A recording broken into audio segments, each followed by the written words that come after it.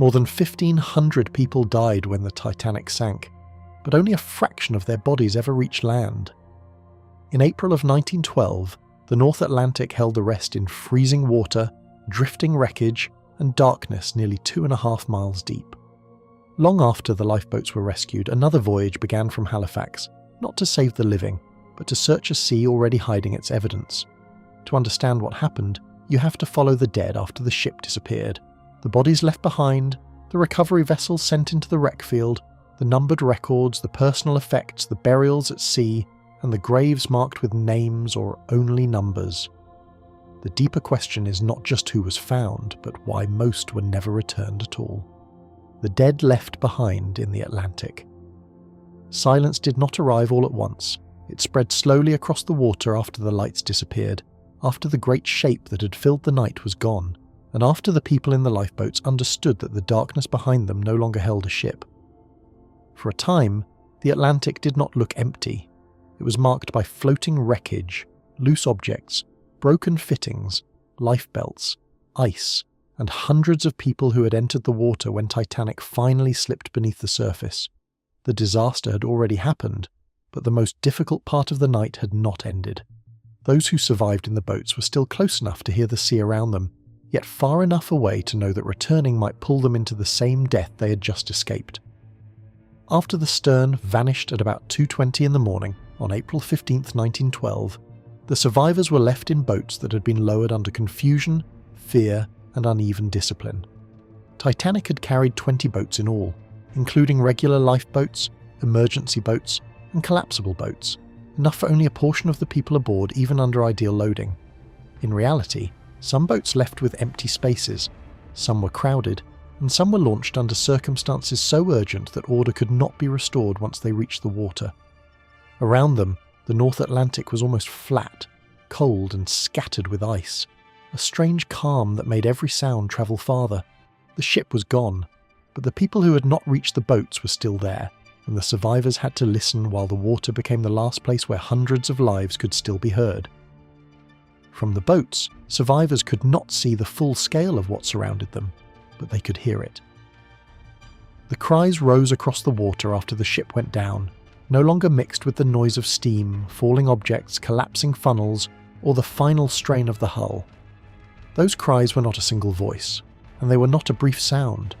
They came from people wearing lifebelts, people clinging to debris, people struggling in water so cold that survival was measured in minutes rather than hours. Many had escaped the sinking itself only to face the temperature of the sea. Others may have been injured by falling wreckage, sucked under, struck by debris, or separated from anything that could keep them above the surface. For the people in the boats, the awful truth was immediate. Titanic had not taken everyone down at once. It had left much of its death floating behind it. Several accounts from the inquiries made clear why most boats did not return immediately. The fear was not only selfishness, though fear was everywhere. A lifeboat was small, low in the water, and vulnerable if surrounded by desperate people. To the survivors seated inside, many of them women, children, and crewmen ordered to row. The danger of being swamped was real. A crowd in the water could seize the gunwales, overturn the craft, or drag down the living along with the dying.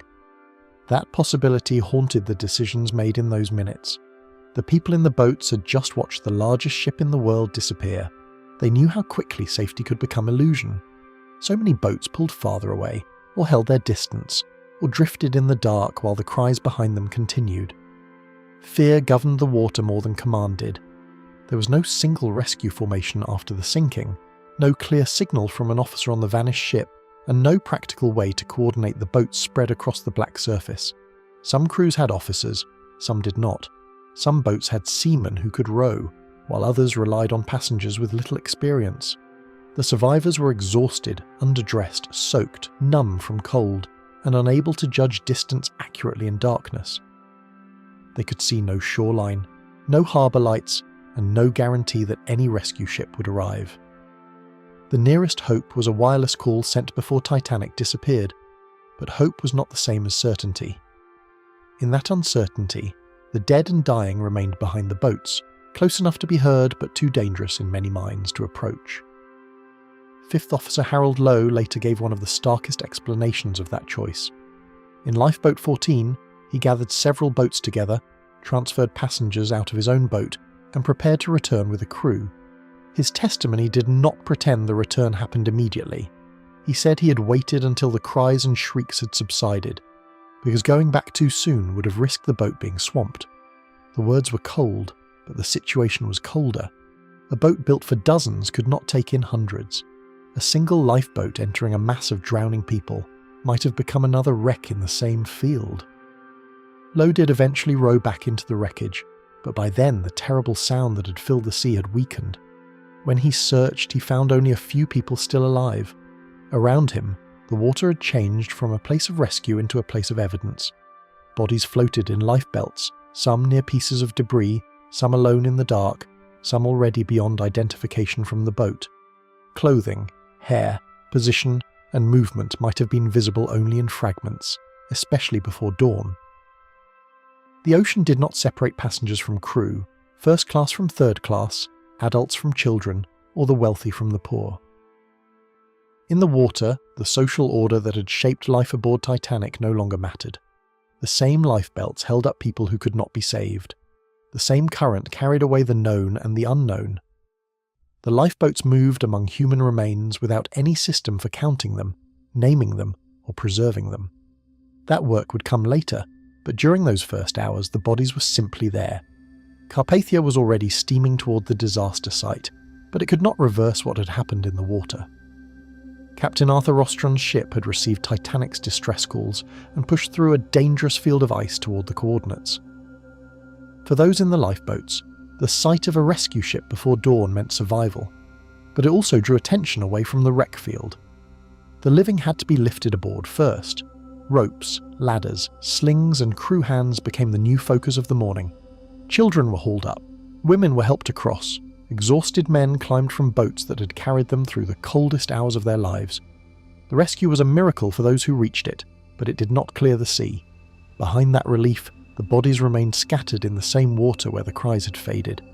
The rescue did not erase the physical presence of the dead. Some bodies were seen by those approaching Carpathia. Others remained in damaged collapsibles or among floating wreckage. Lifeboats that had carried survivors also carried traces of the disaster. Wet clothing, shock, injury, silence, and in some cases the dead. Lowe later described taking survivors from a damaged collapsible and leaving behind bodies only after determining they were dead, because his task, as he understood it in that moment, was to save life rather than recover remains. That distinction would become one of the central facts of the Titanic aftermath. The first boats were not morgues, the first rescue was not a recovery mission. The living came first, and the dead were left to the sea until ships could be sent back with coffins, canvas, ice, and undertakers. Those left in the Atlantic were not immediately counted. The world would later argue over numbers, names, responsibilities, and blame, but the ocean did not wait for inquiries. Titanic had taken more than 1,500 lives, yet only a fraction of the dead would ever be brought ashore. Many were lost with the ship itself. Many drifted away before search vessels arrived. Some were held up by lifebelts long enough to be found days later, while others disappeared before any official recovery ship reached the area. The first hours after the sinking therefore created a gap between death and documentation. Families would soon ask where husbands, wives, children, brothers, sisters, officers, stewards, firemen, immigrants, and millionaires had gone. In those early hours, the answer was still the same for almost all of them. They were somewhere behind the rescue, somewhere in the dark water, beyond the reach of the boats that had survived. Before any official recovery could begin, the Atlantic had already started deciding which bodies would be seen again and which would pass forever beyond human reach. Why so many bodies were never found. That unseen sorting had already begun before any ship could return to the place where Titanic had gone down. In the first hours after the sinking, there was no way to know which victims would later be found, which would remain somewhere in the open sea, and which had already passed beyond any human reach. The surface of the Atlantic still carried wreckage, bodies, ice, and scattered signs of a ship that had existed only hours earlier, yet the disaster scene was not fixed in place. It was moving even as the survivors were being pulled aboard Carpathia. Wind touched the water, currents shifted loose debris, the bodies that remained at the surface drifted away from the last known position, while others were never visible at all. Long before the recovery vessels arrived from land, the ocean had started turning a single catastrophe into thousands of separate endings. Part of the mystery began below the surface, where no lifeboat, searchlight, or rescue vessel could follow. Not everyone who died entered the water in the same way. Some people may have been trapped inside the ship as it sank, unable to reach the open decks before the final plunge. Others may have been caught in the movement of the vessel itself, pulled down as the stern rose and the broken ship disappeared beneath the sea. Titanic did not settle gently into the water. It broke apart, lost buoyancy, and carried enormous sections of steel, machinery, fittings, furniture, cargo, and human lives into the depths. Anyone who went down with the ship was immediately beyond the reach of the boats, and beyond the reach of any recovery operation that could have been mounted in 1912. The first reason so many bodies were never found was not delay, confusion, or neglect. It was depth. Nearly 2.5 miles of water separated the wreck from the world that was trying to understand it. The remains of Titanic came to rest in a part of the North Atlantic so deep that no one in the days after the disaster could inspect the seabed, enter the wreck, or confirm who had gone down with it. The technology to locate the wreck would not succeed until decades later, and even then exploration was difficult, limited, and dangerous. In 1912, the ocean floor was not a search area, it was a boundary. If victims had been carried inside compartments, swept down with wreckage, or trapped beneath collapsed sections of the ship, there was no practical path back to them. Their absence from recovery records did not mean they had vanished without explanation.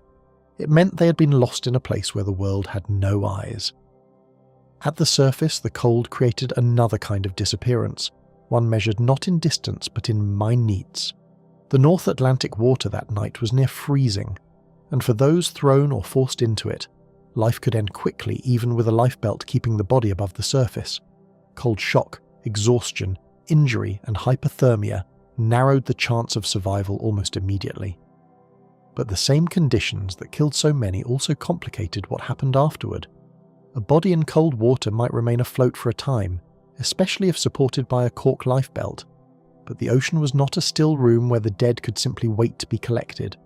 Movement, temperature, clothing, injuries, position in the water, and the failure or loss of flotation all affected what could later be found.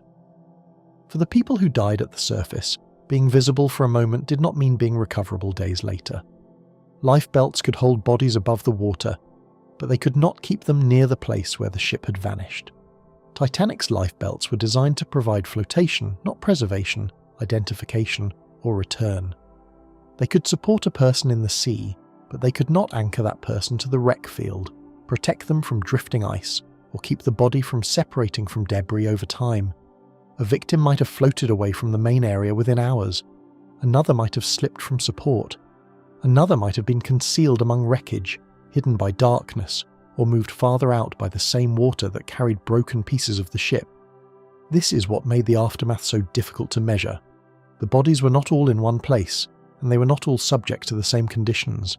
Each one entered a changing environment where even small differences could decide whether it would ever be seen again. Currents turned the wreck field into something unstable, widening the disaster long after the final cries had faded. The location where Titanic sank was only the beginning of the search, not a fixed outline of everything that had happened. Surface drift could move objects away from the reported position, while wind and sea conditions spread debris into patterns that were difficult to reconstruct. The Atlantic did not preserve the scene like evidence under glass. It pulled it apart. A deck chair could travel one way, a piece of wood another, and a body supported by a lifebelt could move with the surface in ways that recovery crews could only estimate. Even if a ship returned to the best-known coordinates, it was searching for remains that had already been carried into a wider and less certain area. The longer the delay, the larger that invisible map became. Days passed before the first recovery vessel reached the area, and by then the sea had already rearranged the evidence. The rescue of survivors came first, and Carpathia did not remain as a recovery ship among the bodies. It carried the living toward New York, while news of the disaster moved across the world, and officials had to decide what could still be done for the dead. Ships would later be sent from Halifax with supplies meant for recovery rather than rescue, but they were not arriving in the immediate hours after the sinking. That gap mattered. Every hour allowed the surface field to change. Every day made it more difficult to know where bodies had drifted, which had sunk, and which had moved beyond the search paths. By the time a deliberate search began, the disaster no longer existed as the survivors had last seen it. Search crews were not entering a preserved scene, but a moving and darkened stretch of ocean filled with fragments. They were looking across vast water for bodies that could appear like small, pale interruptions between waves, wreckage, and ice. Even in daylight, visibility at sea depends on weather, distance, swell, and the height of the observer above the water. A body could be missed if it lay low in the sea, if clothing blended into shadow, if debris obscured it, or if the search vessel passed too far away. Ice in the area added another hazard, and the same ocean that had looked calm to some survivors could still hide remains with ordinary motion. The work required patience and method, but method could not overcome the size of the Atlantic. Searchers could examine only the water they crossed, and the missing dead could have been just beyond the edge of sight. Official numbers later revealed the scale of what could be recovered and the far greater scale of what could not. More than 1,500 people died in the Titanic disaster, but only 328 bodies were recovered by the ships sent afterward. That number is not only a count of the dead found, it is also a measure of the dead who were missing from every dockside roll, every morgue record, and every burial list. Most victims were never brought back to land. Their bodies were either carried down with the ship, lost beneath the surface, scattered away from the search area, or concealed by time and distance before recovery could reach them.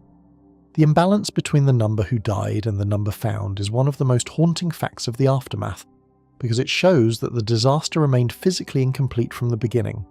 Every recovered body became part of a record, while every missing body remained suspended between certainty and absence. A body found at sea could be numbered, examined, described, and sometimes identified through clothing, documents, jewellery, markings, or personal effects. Families might receive confirmation, a burial place, or at least a formal record that tied a name to remains. But for most families there was no such final detail. Death could be known without a body. A name could appear on a passenger or crew list, be marked among the lost, and still never be connected to anything recovered from the Atlantic. That distinction mattered deeply in the aftermath. The recovered dead entered paperwork, cemeteries, funeral arrangements, and newspaper lists. The unrecovered remained part of the ocean's silence, known through absence rather than evidence. Families waiting on land were not only waiting for news of death, but for proof that the sea might never give back. In the days after the sinking, relatives faced an uncertainty that official reports could only partly answer. Some learned that a loved one had not been among the survivors. Others waited to hear whether a body had been found, whether it could be identified, whether belongings had been recovered, or whether burial would happen far from home.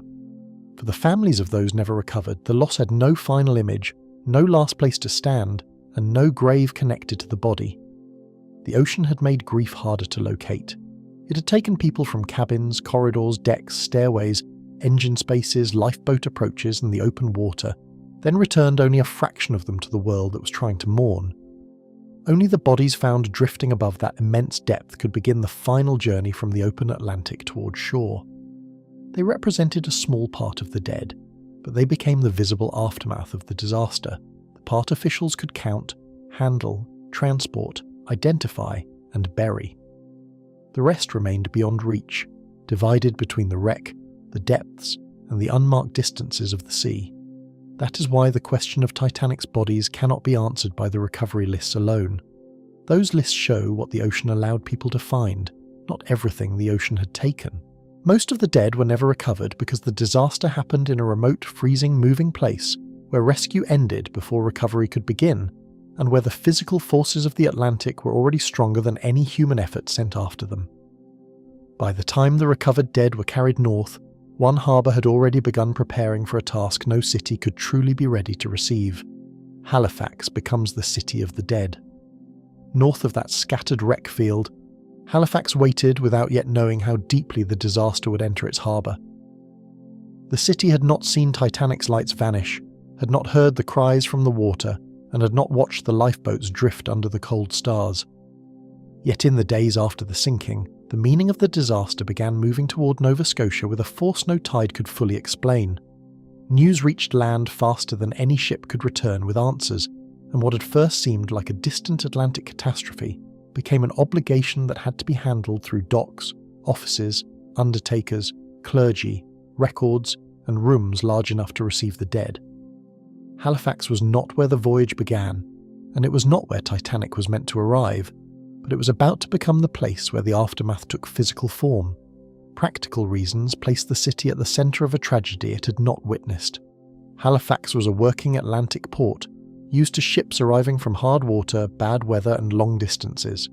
It had harbour facilities, maritime labour, rail connections, shipping offices, and vessels connected to the cable and communications work of the North Atlantic.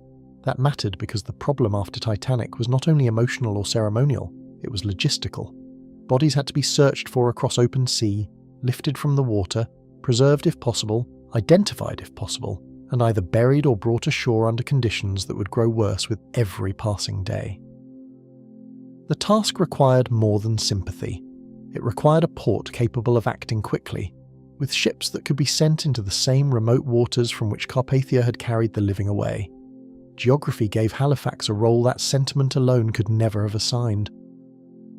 The wreck site lay far out in the North Atlantic, closer to the Canadian Maritimes than to many of the places where the victims' families were waiting for news.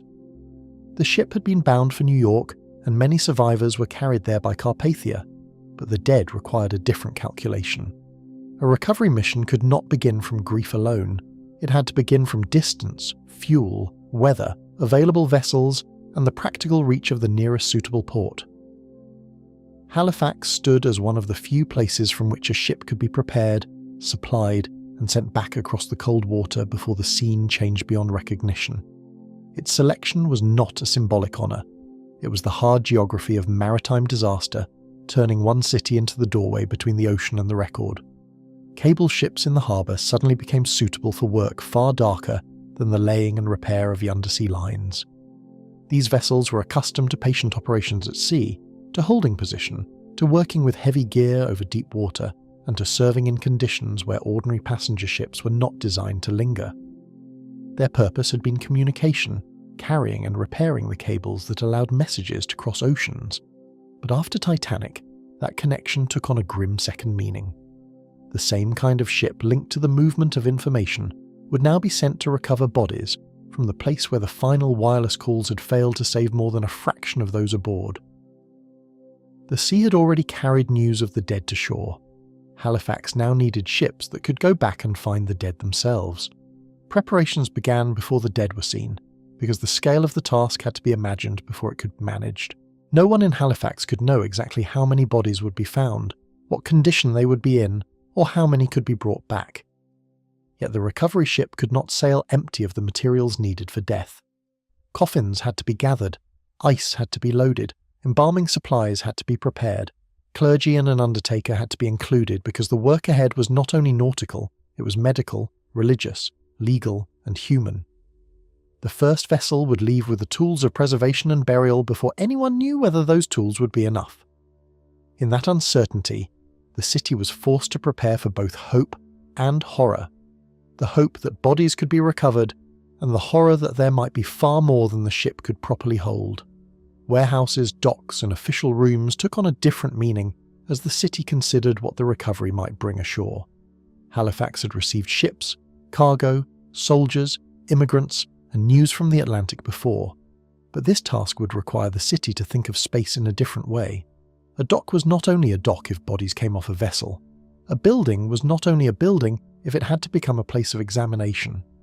An office was not only an office if it had to hold lists of the dead, personal effects, clothing descriptions, and decisions about burial or transport. Before the recovered victims reached land, Halifax had to prepare itself for the possibility that the disaster would not arrive as a single procession, but as a difficult process of sorting, naming, preserving, and mourning. Decisions moved through companies, officials, clergy, undertakers, and port authorities with a speed forced by distance and decay. The White Star Line had to respond to the loss of its ship and passengers, but the practical work depended on people far from the company's offices and far from the sinking itself. Local arrangements mattered because bodies recovered from the sea could not be handled as abstract numbers. They required custody, they required records, They required a chain of decisions from the moment they were lifted aboard a recovery vessel to the moment they were buried, claimed, shipped elsewhere, or left unidentified. Halifax became important because it could provide that chain. It could turn a search at sea into a documented sequence of human handling, even when the names were missing and the damage of time had already begun. Identification was already becoming a race against time, even before the first body was lifted from the Atlantic. The city knew, or soon had to understand, that every recovered victim might carry the last clues a family would ever receive. A watch, a ring, a letter, a piece of clothing, a ticket, initials sewn into fabric or papers found in a pocket could become the difference between a named grave and an unknown number. That meant the recovery effort could not be treated only as the collection of remains. It had to protect evidence. The bodies would matter, but so would the objects found with them, because the Atlantic had taken voices, faces, and final testimony. Halifax would have to help preserve what the sea had not yet destroyed. Recovery carried a different burden from rescue, because no effort now could change who had survived. Carpathia's work had been urgent in one way: lift the living from boats before cold, exhaustion, or exposure claimed them too. Halifax faced another kind of urgency, slower but no less severe. It could not save anyone from Titanic. It could only decide how carefully the dead would be treated after survival was no longer possible. This gave the city's preparations a heavy stillness. There would be no cheering crowds for people brought back alive, no reunion on a pier, no last-minute rescue from a lifeboat. The work ahead would be measured in bodies found, bodies missed, names recovered, and names lost. It was not the continuation of rescue. It was the beginning of accountability to those who had not returned. Halifax's connection to Titanic became permanent not through the voyage itself, but through the dead who would pass through its records and cemeteries. Other cities were tied to Titanic by construction, departure, ownership, destination, survivors, or public inquiry. Halifax became tied to it through aftermath. Its role was quieter, less dramatic, and in some ways more difficult to look at directly. The city became the place where the disaster's absence was translated into lists, where unknown victims could be given numbers, where belongings could be guarded, and where some of the dead would remain far from the lives they had left behind. Titanic had gone down in international waters, but part of its memory would be anchored on land in Nova Scotia because that was where the recovered dead would come closest to being restored to the human world. Once the city accepted that role, attention turned from the harbour's preparations to the vessel chosen to return to the open sea. The first recovery ship would not sail as a rescue craft, and it would not carry passengers looking toward a destination. It would leave with coffins, ice, supplies, clergy, and men who understood that the Atlantic might return the dead in numbers no one was ready to face. Behind it, Halifax would wait with the uneasy knowledge that preparation was not the same as readiness. Ahead of it, the wreck field had already been altered by time, drift, cold, and distance. Between the city and the sea lay the next stage of the disaster, where the dead would no longer be only missing, but found, counted, and carried toward decisions no one wanted to make. Soon, a cable ship would leave the safety of port carrying the tools of a funeral into the same Atlantic that had refused to give up its dead. The Mackie Bennett sails with coffins and ice. Those tools made the departure feel less like a voyage than a quiet admission of what the Atlantic had become. Halifax had prepared itself on land, but preparation could only go so far while the dead remained somewhere beyond the harbour, scattered across water that no map could hold still. The ship chosen for the first recovery mission would not leave with passengers, cargo, or hope of rescue. It would leave with the physical signs of an ending already understood before it was fully seen. Coffins waited where freight might have been. Ice was loaded not for trade or storage, but for preservation. Men trained for ordinary work at sea would be carried toward a place where the ocean had turned a passenger disaster into a field of unanswered remains. Before the ship reached open water, the nature of the mission was already visible on its decks. Originally built for cable work, Mackie Bennett was now being turned toward a duty far removed from communication lines beneath the sea. As a cable steamer, her ordinary purpose belonged to the hidden systems that connected continents: undersea wires, repairs, patient operations, and long hours above deep water. That background made her practical for North Atlantic work, but nothing about her normal service could make the Titanic mission ordinary. Cable ships were built to linger where other vessels passed through, to manage equipment over the side, and to operate with discipline in difficult conditions. Those qualities mattered now, because the recovery effort required a ship that could search, stop, lift, preserve, record, and continue. The same kind of vessel once used to maintain messages beneath the ocean was now being sent to recover what the last messages from Titanic had failed to save. Urgency shaped the decision to send her, because every passing day could move the dead farther from the place where Titanic had gone down. The sinking had happened far from land, in water where time changed everything. Bodies that floated near the wreck field in the first hours might drift beyond the expected area. Others might sink before they were found. Debris could spread. Weather could shift. Ice could complicate the route. The recovery mission could not wait for certainty, because certainty was exactly what the sea was destroying. Mackay Bennett had to sail before anyone knew how many bodies could still be reached or what condition they would be in. That made the departure feel almost investigative, as though the ship was leaving not only to collect the dead, but to discover what the Atlantic had allowed to remain visible. Her cargo exposed the purpose of the mission before the ship ever cleared the harbour. Coffins were among the clearest signs that this was not a search for survivors. They gave form to a number no one aboard could yet know. Each empty coffin represented the possibility of a body found, a name restored, a family given something more than absence. Yet their presence also exposed the uncertainty of the task. Too few coffins would mean choices. Too many would mean the sea had returned more than expected. The men loading them could not know which possibility would prove worse. Unlike ordinary supplies, coffins carried a silent forecast of what lay ahead, and their emptiness made the voyage more unsettling. They were not being carried toward death, but toward death already waiting. 100 tons of ice gave the voyage its most unsettling detail, because it was loaded for preservation rather than trade or comfort. Ice usually suggested food stores, cargo, fishing, or the ordinary needs of a ship at sea. But on this voyage its purpose was painfully specific. It was meant to slow decay long enough for bodies to be brought back, identified, claimed, or buried with some record attached to them. The detail was practical, but it also changed the emotional weight of the mission. The ice acknowledged that the dead could not simply be gathered and taken home as they were. The Atlantic, cold as it was, had not stopped time. Once bodies were lifted from the water, they entered another race against deterioration, and the ship had to carry the means to delay what could not be prevented. Mortuary supplies travelled beside maritime equipment, turning an ordinary working vessel into something closer to a floating funeral station. Embalming materials, canvas, records, and handling supplies had to exist alongside ropes, boats, deck gear, navigation tools, and the daily machinery of a sea voyage. This combination created a strange division aboard Mackay Bennett. She was still a ship, still dependent on engines, watches, signals, and seamanship, but her reason for sailing had shifted into the world of undertakers and burial. The work ahead required the precision of sailors and the care of those accustomed to death. A body recovered from the sea was not only something to be lifted aboard. It had to be preserved if possible, described, protected from confusion, and treated as evidence of a life that had ended far from home. Clergy and an undertaker joined the crew because the search ahead required more than seamanship alone. The presence of a chaplain made clear that the recovery would carry a religious and moral weight as well as a practical one.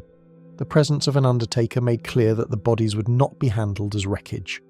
They were victims, passengers, crew members, parents, children, workers, emigrants, servants, officers, musicians, businessmen and strangers, whose names might or might not be known when they were found. The men aboard had to be ready for decisions that did not belong only to the bridge or the engine room.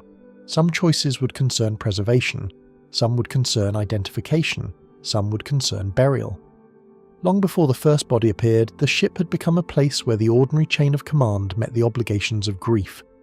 Leaving Halifax changed preparation into action, carrying the city's responsibility out past the harbour and into the open Atlantic. On April 17, 1912, Mackay Bennett departed from Nova Scotia, only 2 days after Titanic had sunk. The timing mattered. The survivors had not yet fully reached the world's waiting explanations, but the dead had already become the responsibility of a separate voyage. As the ship moved away from port, Halifax remained behind with its docks, officials, undertakers, and waiting spaces, while Mackay Bennett carried the first physical answer back toward the disaster. The harbour could no longer simply prepare. It had sent something into the sea. From that moment, the recovery was no longer a plan discussed on land, but a vessel moving through cold water toward the place where the catastrophe had become silent. Beyond Nova Scotia, the vessel moved toward coordinates that could not promise what would still be waiting there. The Atlantic between Halifax and the wreck area was not empty space in the story, but a long approach into uncertainty. No one aboard could look ahead and see whether the bodies remained grouped near the reported position, whether wreckage had drifted in a traceable pattern, or whether the ocean had already scattered the evidence beyond reach. The ship's course was based on information from a disaster that had happened in darkness, under stress and across moving water. Coordinates could guide them, but they could not restore the scene. Each hour of the voyage carried the crew farther from the known order of land, and closer to a place where all preparation depended on what the sea had decided to leave behind. No survivor was expected at the end of this journey, and that made the silence ahead different from the urgency Carpathia had faced. Carpathia had raced toward distress calls, lifeboats, lamps, and the possibility of living voices.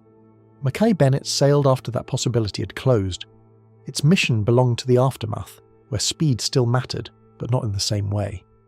A rescue ship fights time for life. A recovery ship fights time for identity, dignity, and evidence. That difference gave the voyage its restrained dread. There would be no moment when a line thrown over the side might pull someone back from the edge of survival. There would be no crowded lifeboat rising alongside with people still waiting to be saved. Ahead lay a quieter duty, and perhaps for that reason, a heavier one. Every mile narrowed the distance between planning and discovery, while the crew could only imagine what time had done to the wreck field. The supplies aboard had been chosen for expected needs, but expectation could not measure the Atlantic. It could not tell the crew how many bodies would still be afloat, how many could be preserved, how many could be identified, or how far the visible remains might have drifted from the last known position. The ship carried a fixed number of materials into an unfixed scene. That imbalance sat at the centre of the voyage. Coffins, ice, and embalming fluid were finite. The ocean was not. The men aboard knew the purpose of their mission, but they did not yet know whether their preparation would appear sufficient, inadequate, or almost meaningless against the scale waiting beyond the horizon. Near the reported area, the Atlantic began to feel less like open water and more like a surface holding back evidence. The approach to the wreck field was not the approach to a harbour, a shoreline, or a visible wreck standing above the waves. Titanic itself was gone, resting far below where no ship of 1912 could follow. What remained at the surface would have to announce itself in smaller signs: drifting objects, broken materials, marks of human presence, and eventually the victims the sea had not yet taken downward. The ship had sailed with the tools of death, but the final confirmation still had to come from the water. In that last stretch, the voyage became suspended between knowledge and sight, between what everyone feared and what had not yet appeared alongside the hull. When the first signs appeared around the ship, the recovery mission stopped being an idea carried from Halifax and became something waiting in the water, the sea of bodies and wreckage. What waited beyond the first signs did not reveal itself as one scene, but as fragments spread across the water. The Mackay Bennett had sailed from Halifax with coffins, ice, clergy, and mortuary supplies, but those preparations still belonged to imagination until the ocean began showing what it had kept. There was no ship visible on the horizon, no broken hull rising above the surface, no single wreck to approach like a landmark. Titanic was already far below, hidden in a depth no vessel of that time could inspect. What remained above was stranger than a wreck and harder to understand at first glance. It was a wide, drifting field of objects and bodies, each piece separated from the great structure that had carried it, each one making the empty Atlantic feel less empty and more carefully, silently occupied. Instead of finding Titanic, the crew found the surface remains of a ship that had already disappeared below reach. This was not like coming upon a vessel still burning, grounded, capsized, or broken in shallow water. The disaster had no visible centre anymore. The ship itself had gone down completely, leaving the recovery crew to read the surface for what the sinking had scattered behind. Parts of the vanished liner had risen or broken free. Objects that had once belonged to cabins, decks, storage spaces, and public areas moved loosely in the sea. The water carried evidence without explanation, as if the ship had been reduced to clues. For the men aboard Mackay Bennett, the first task was not simply to recover bodies. It was to recognise that they had entered a place where a passenger liner had been erased, yet still somehow remained present in pieces. White shapes ahead slowly became recognisable through the distance, changing the search from navigation into confirmation. At first, anything pale on the water might have been foam, ice, canvas, or floating wreckage. But the nearer the vessel came, the more some of those shapes resolved into lifebelts, and lifebelts meant the search had reached the human part of the wreck field. Titanic's cork-filled belts had been meant to keep people afloat, and in many cases they had done exactly that after life was gone. Seen from a distance, they could make the surface appear dotted with signs of rescue, but the meaning changed as the ship closed in. What looked like survival equipment became evidence of death. The devices that had once promised flotation had preserved visibility, leaving the dead held at the surface long enough for strangers to find them days later. Scattered across the wreck field, the dead appeared not as a single mass, but as separate traces of the same catastrophe. The bodies were not arranged in any pattern that could make the disaster easier to understand. They had drifted, turned, separated, and moved under the influence of wind and current. Some were closer to wreckage, some were alone, some were supported by lifebelts, while others were less immediately visible among broken objects and the uneven surface of the sea. The distance between them mattered. It showed that the sinking had not ended in one contained place, but had spread outward after the ship went down. Every body marked a different point in that widening aftermath, and every point suggested a life that had reached the same ending by a different path through the final confusion. Deck chairs and broken pieces of wood floated near human remains, turning ordinary shipboard objects into evidence of collapse. A deck chair had once meant rest, travel, sea air, and the daily order of a great liner crossing the Atlantic. A piece of wood had once belonged to some larger structure, useful and unnoticed while the ship was alive. In the wreck field, those objects became unsettling because they were too familiar. They did not look like the machinery of disaster. They looked like things from ordinary human spaces that had been torn loose and sent adrift. Chairs, fragments, fittings, bits of cargo, and personal or shipboard materials had been separated from their purpose. Their presence around the bodies made the scene more difficult to dismiss as distant tragedy. The ship's social world, its rooms, its decks, and its routines had all broken into the same water.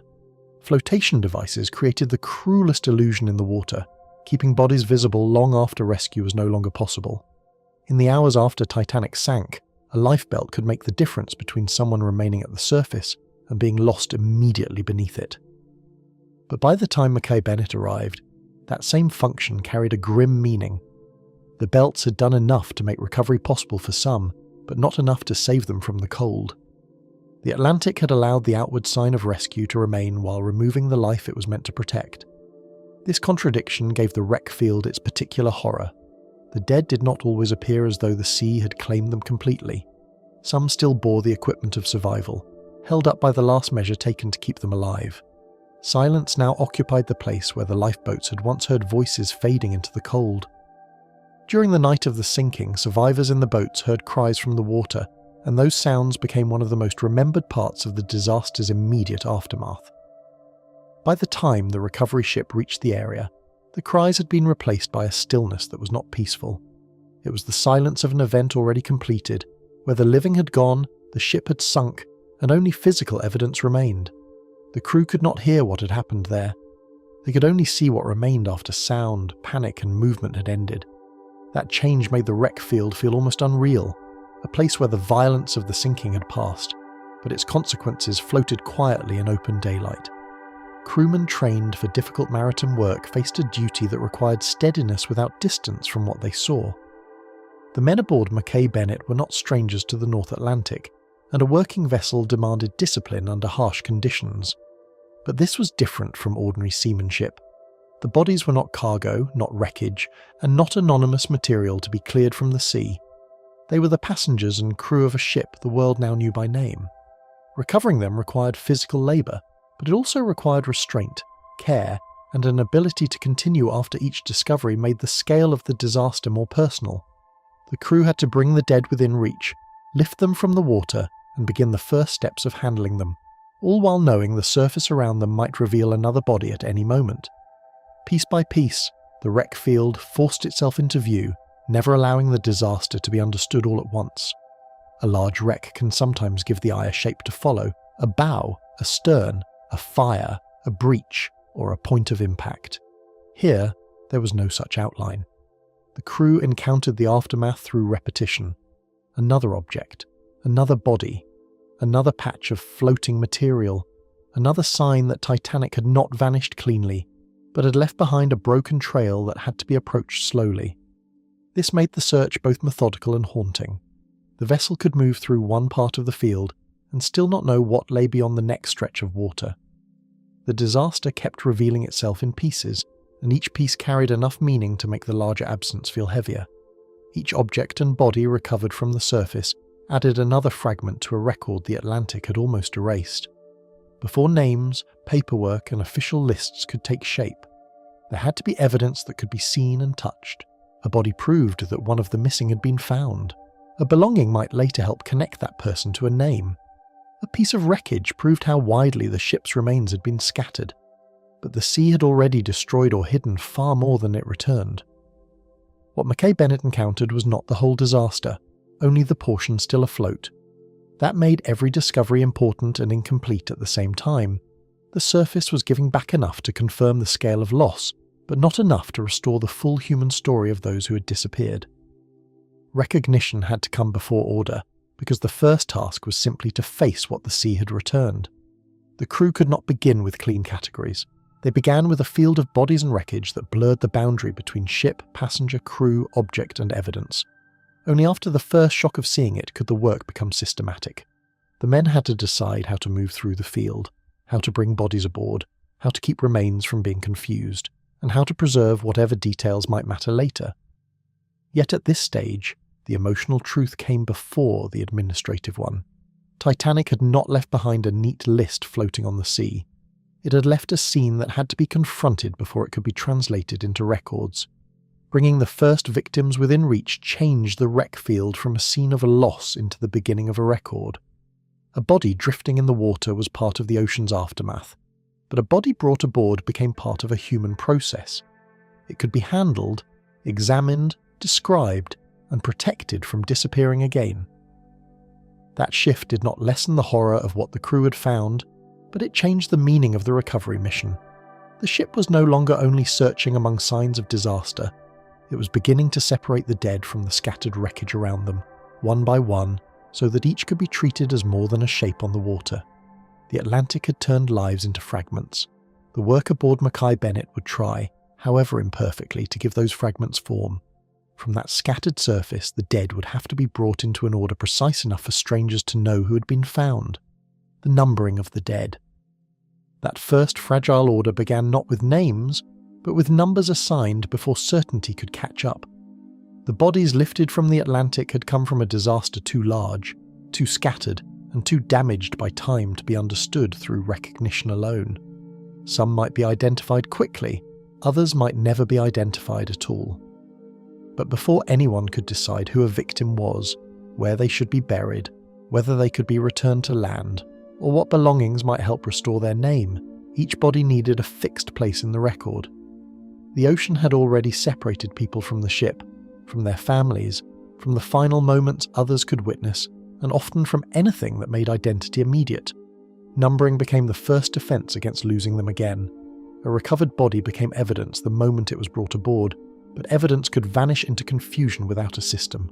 The Mackay Bennett was not dealing with one victim or a small group whose identities could be remembered by sight. It was recovering body after body from a field of wreckage where the dead had drifted for days. In that setting, memory was not enough.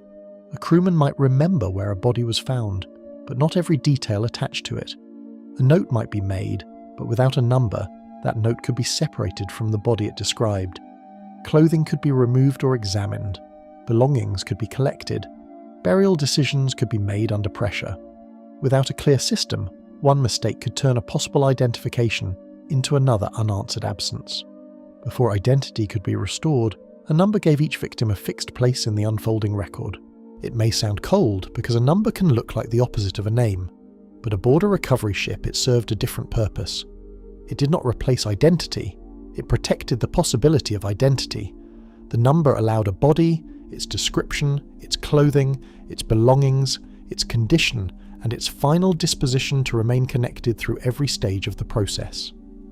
A person brought from the sea could move from the rail to the deck, from examination to preservation, from preservation to burial or transport, and still remain traceable.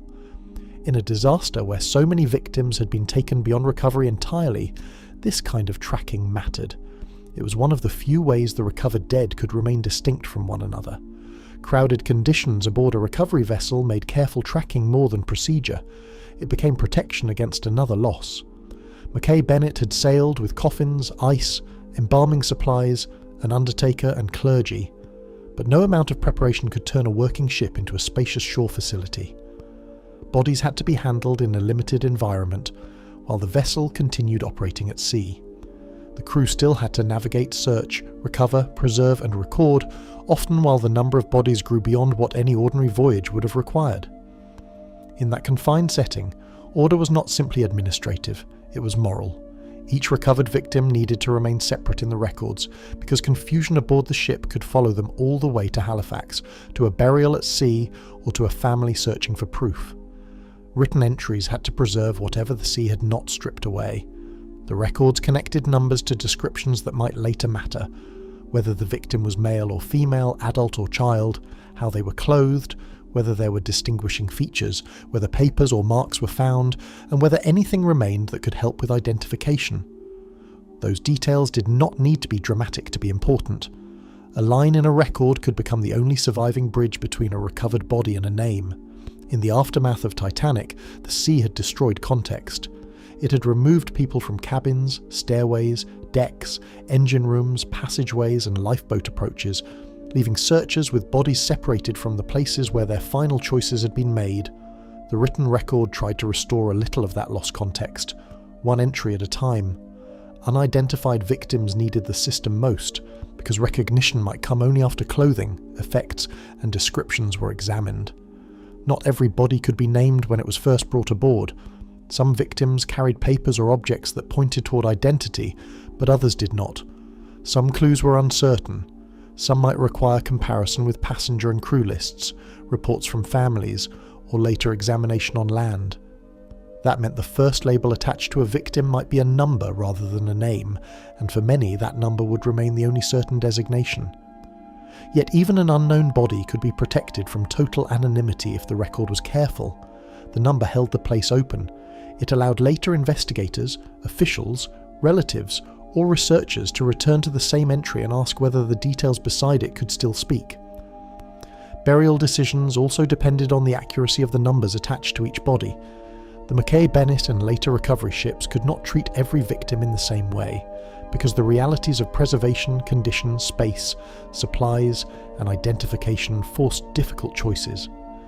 Some bodies were brought back to Halifax, others were buried at sea, some were claimed and sent elsewhere, some would remain unidentified even after reaching land. For any of those decisions to mean anything, the body number had to follow the victim through the process. A burial at sea still required a record, a body returned to Halifax still required a record. An unknown victim still required a record. The number became the thread connecting the moment of recovery to the final place where that victim's remains were handled. Against the Atlantic's disorder, the numbering system became one of the few ways to keep the dead from disappearing twice.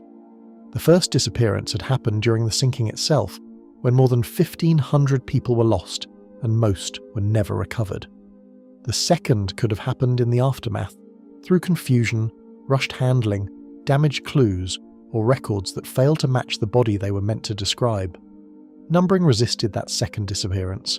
It created a structure inside the chaos, not because the system could restore everything, but because it could prevent some things from being lost needlessly. The Atlantic had scattered the dead across open water. It had hidden the wreck far below. It had separated victims from witnesses and families. The recovery records were a human attempt to answer that disorder, with sequence, care, and proof. Impersonal as they looked on paper, the numbers could become the last path back to a human name. A number in a ledger might seem painfully small beside an entire life, but for families waiting on land, even a number could matter if it held the right clues. It could mark a body that had been found rather than lost forever. It could preserve the details that made identification possible. It could explain whether someone had been buried at sea or brought ashore. It could show that a person had not simply vanished into the same silence as the unrecovered dead. In that sense, the number was not the end of identity but the beginning of the final search for it. The name might come later, or it might never come, but the number kept the search from collapsing into nothing. Records created aboard the recovery ship would outlast the voyage itself, turning temporary markings into permanent evidence. The men who wrote them were working under difficult conditions, but the documents they helped create became part of Titanic's lasting archive. Later lists of recovered bodies, disposition records, and descriptions of effects gave the disaster a structure that the ocean had not allowed in the moment of death. The records could be studied long after the ship returned to Halifax, long after the first burials, and long after the public's immediate shock shifted into history. They did not solve every identity. They did not bring back most of the dead, but they preserved the fact that some had been found, handled, and followed through a process that tried to maintain distinction where the sea had created only scattered loss. After each recovered victim had a place in the record, the smallest details beside that number began to carry greater weight. A number alone could say that a body existed, that it had been recovered, and that it had moved through the system, but it could not tell the story by itself. The details attached to it became the next layer of meaning. Clothing, marks, papers, valuables, and ordinary possessions could change an entry from unknown to possible, from possible to named, or from nameless loss to something a family could recognize. That is why the numbering system mattered before anything else could speak. It held each recovered person steady long enough for the evidence around them to be noticed, preserved, and interpreted with care. Only when the record held each body in place could the objects found with them begin to speak for the lives the sea had silenced, the personal effects that spoke for them. Besides those numbered entries, the smallest objects began to carry the weight of entire lives. A body number could hold a place in the record, but the number alone could not restore the person who had been taken from the ship, the sea, and the world that knew them. What lay in a pocket, on a finger, sewn into clothing, marked on skin, or folded against the body could suddenly become more important than anyone would have imagined before the sinking. These were not grand pieces of wreckage, not broken parts of the liner, and not objects that explained why the Titanic went down. They were quieter than that.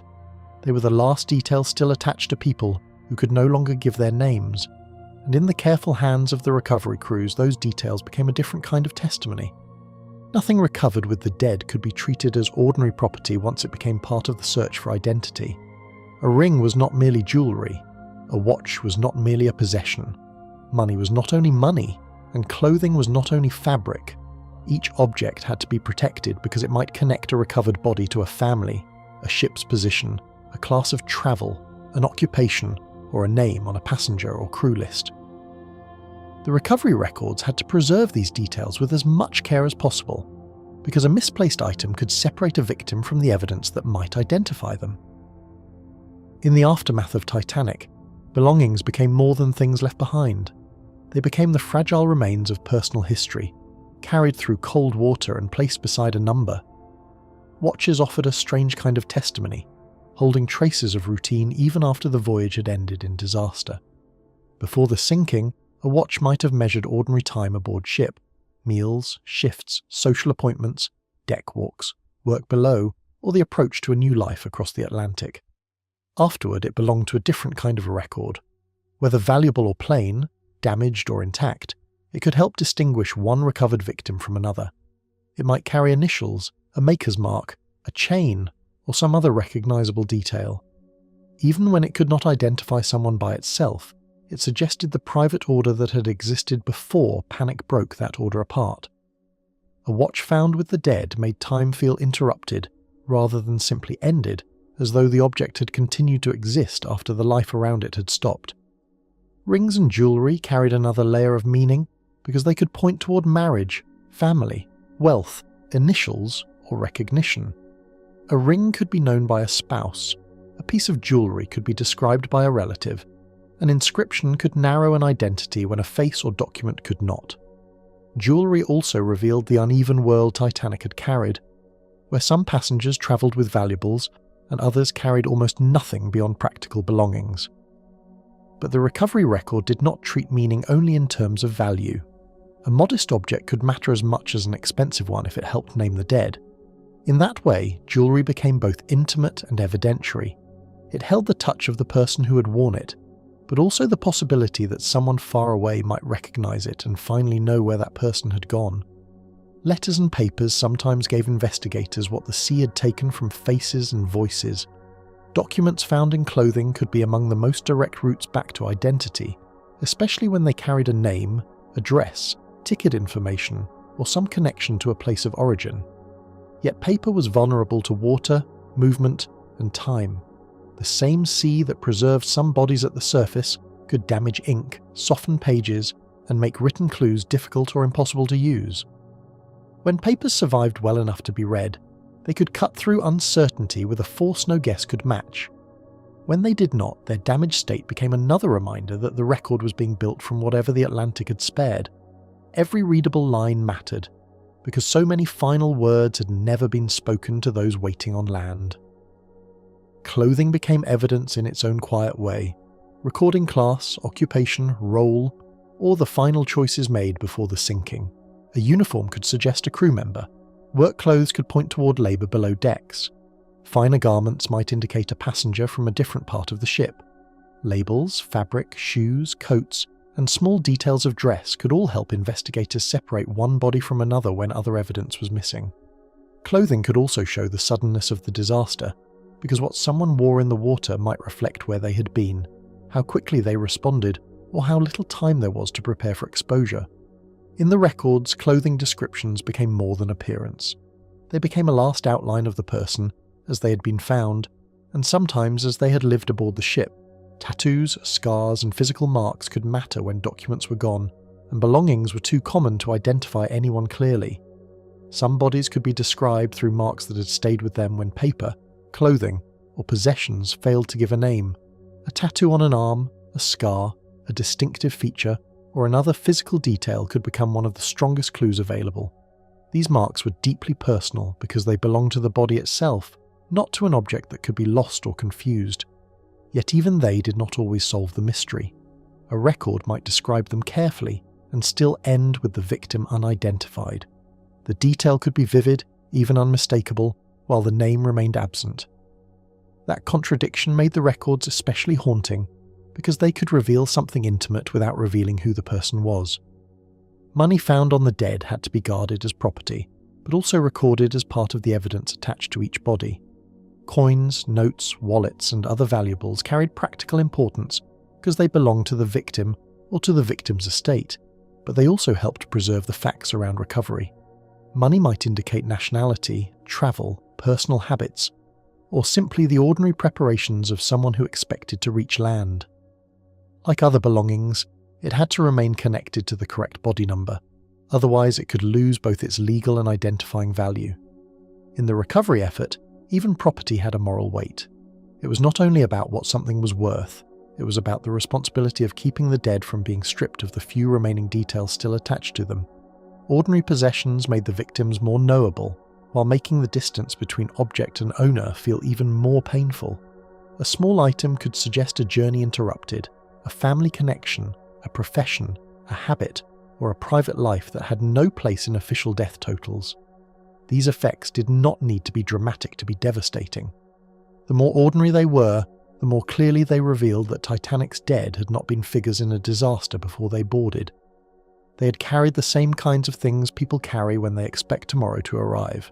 Money, papers, watches, jewellery, clothing, keepsakes, and practical items for travel. After the sinking, those ordinary objects survived in a world where their owners did not, and that survival made absence feel sharper. Careful tagging kept belongings connected to the correct body number, because one misplaced item could break the only path back to a name. The numbering system and the personal effects system depended on each other. A number without belongings could remain anonymous. Belongings without the correct number could become almost useless, or worse, misleading. This is why the recovery process had to treat small items with such discipline. The object had to stay with the record, The record had to stay with the body. The body had to stay traceable through burial, transport, or further examination. In a disaster where most victims were never recovered at all, the recovered evidence carried enormous responsibility. The system could not undo death, but it could prevent identity from being damaged further by human error. Still, not every clue could speak clearly enough to turn an unknown victim into an identified one. Some belongings were too common, some were damaged. Some may have carried no names, initials, or details that could be matched with certainty. Clothing could suggest a role without proving a person. Jewellery might be recognisable only to someone who never saw the record. Tattoos could be described without leading to a family. Money could be recorded without identifying its owner. This was the limit of the evidence. Objects could speak, but not always in a language anyone could translate. The recovery records were filled with attempts to listen carefully to what remained, yet many entries still ended in uncertainty, proving that even the most careful documentation could not force every lost person back into a name. While the objects were being recorded, another pressure was building around the bodies that carried them. The evidence had to be protected, but so did the remains themselves, and every hour at sea made that work more difficult. The bodies had already been exposed to cold water, drift, handling, and time before they were brought aboard. Once recovered, they entered a different environment where preservation became essential if they were to be returned to Halifax, examined further, claimed by families, or buried with a reliable record. Personal effects could be tagged, bagged, listed, and guarded, but the human remains could not be paused so easily. The recovery mission was beginning to face the difference between recording what the dead carried and preserving the dead long enough for those records to matter. The clues could help restore names, but the dead themselves were entering a race against time that no record could slow for long. The embalming crisis. Inside that race, preservation became the next test of what the recovery ship could still protect. The records, the numbers, and the personal effects could be kept in order with discipline, but the bodies themselves were subject to time in a way no written system could fully control. Mackie Bennett had sailed from Halifax prepared for death, yet preparation did not mean certainty. Coffins, ice, embalming supplies, clergy, and an undertaker had all been brought aboard because everyone understood the purpose of the voyage. Still, no one could know in advance how many bodies the Atlantic would give back, what condition they would be in, or how quickly the work would exceed what the ship could manage. The dead had already been exposed to freezing water, drift, weather, and days of delay before recovery began. Once they were brought aboard, another question quietly overtook the mission. How many could still be preserved long enough to return to land? Embalming mattered because it gave the dead more than appearance. It gave investigators time to preserve identity. A body brought back to Halifax could be examined again, compared with descriptions, connected to belongings, and possibly claimed by a family. Preservation allowed the record to remain useful after the ship returned to port. It gave officials more time to decide whether a recovered victim could be named, where the body should go, and whether burial should happen in Halifax or somewhere closer to home. Without preservation, every hour made those possibilities more difficult. The issue was not only dignity, though dignity was central. It was also identification, legal responsibility, family closure, and the chance to prevent a recovered person from becoming unknown after having finally been found. On Mackie Bennett, embalming became one of the few ways to hold back the final erasure that the ocean had already begun. Supplies loaded in Halifax had seemed grimly practical before the number of recovered bodies began to overtake expectation. The ship had left with the tools of a recovery mission, but the sea did not return the dead in a number that matched human planning. Body after body came aboard, each needing space, attention, records, handling, and some decision about preservation. The materials meant to support the mission began to reveal their limits. Coffins could be counted, ice could melt or lose its usefulness, embalming fluid could run short, working areas could fill. The crew could not create more space simply because the need was greater than expected, and they could not turn back quickly enough to avoid the pressure building around them. The more bodies Mackie Bennett recovered, the clearer it became that the ship had entered a situation where every preparation from Halifax was being tested, against a scale no one on shore had fully seen. Ice could slow decay, but it could not undo the days the bodies had already spent in the Atlantic. The 100 tons loaded aboard had been a practical necessity, one of the most haunting supplies carried on the voyage. But ice was only a delay. It could not restore what exposure had altered. It could not make every body fit for transport. It could not replace embalming fluid or solve the problem of limited coffins. It could only help preserve some of the dead for a time, while the ship continued searching, and the distance back to Halifax remained unchanged. The cold ocean had already done part of that work before the recovery ship arrived, but cold water was not the same as controlled preservation. Once a body was lifted from the sea, the conditions changed, and the recovery crew had to decide how best to use the supplies they had before time made the decision for them. Shortages changed the work aboard Mackay Bennett, from recovery into a series of decisions no crew wanted to make. Finding the dead was already difficult, but preserving them introduced a different kind of burden. The crew could not treat every recovered body exactly the same if the supplies did not allow it. The shortage of embalming fluid meant that some bodies could be prepared for return, while others could not be preserved in the same way. That fact turned the mission into something harsher than the careful system of numbering and effects might suggest. Order existed, but order did not remove the need for judgment. Someone had to decide which bodies could be kept, which could not, and how those decisions would be recorded. The crisis was not caused by indifference. It came from the collision between human obligation and the physical limits of a ship at sea. Conditions soon became one of the factors separating those who could be prepared from those who could not. The bodies recovered from the Atlantic had not all been affected in the same way. Some had remained more intact and could still be treated for return to Halifax. Others had been too altered by water, time, exposure, or the circumstances of death to be preserved with the supplies available. This distinction was practical, but it carried emotional weight because it meant recovery did not guarantee return. A body could be found after days in the ocean and still not be brought back to land. The crew had to look at each victim not only as someone recovered, but as someone whose condition determined what options remained. In that sense, the sea continued to influence the fate of the dead even after they had been lifted aboard.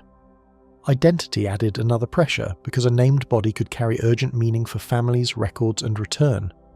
If a victim was identified, or if the evidence found with the body made identification likely, preservation became especially important. A known person could be claimed, a family could be notified, arrangements could be made beyond the ship. Yet the unidentified could not simply be dismissed, because any unknown body might still be named later through clothing, markings, effects, or comparison with missing lists. That uncertainty made the crisis even harder. The crew had to weigh what was known against what might still become known, while supplies continued to diminish. A name could change the urgency of preservation, but lack of a name did not mean lack of personhood. It meant the record had not yet caught up with the life that had been lost.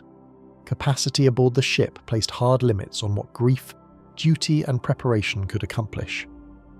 Mackay Bennett was a working vessel, not a permanent morgue, and the North Atlantic did not pause while the crew adapted it to that purpose. Bodies needed to be stored, separated, handled, and protected from confusion. Supplies needed to be used carefully. The ship still had to function as a ship with space for crew, equipment, movement, and continued recovery work. Each body brought aboard demanded not only a place in the record, but a physical place on the vessel. As the number grew, the limits became more than practical inconvenience. They became part of the moral pressure of the mission. The dead had finally been found, yet the ship could not carry every burden in the same way. For the undertaker, the task was no longer only preservation, but judgment under conditions that kept changing. The presence of mortuary expertise had been essential from the beginning, but no undertaker could make limited supplies unlimited.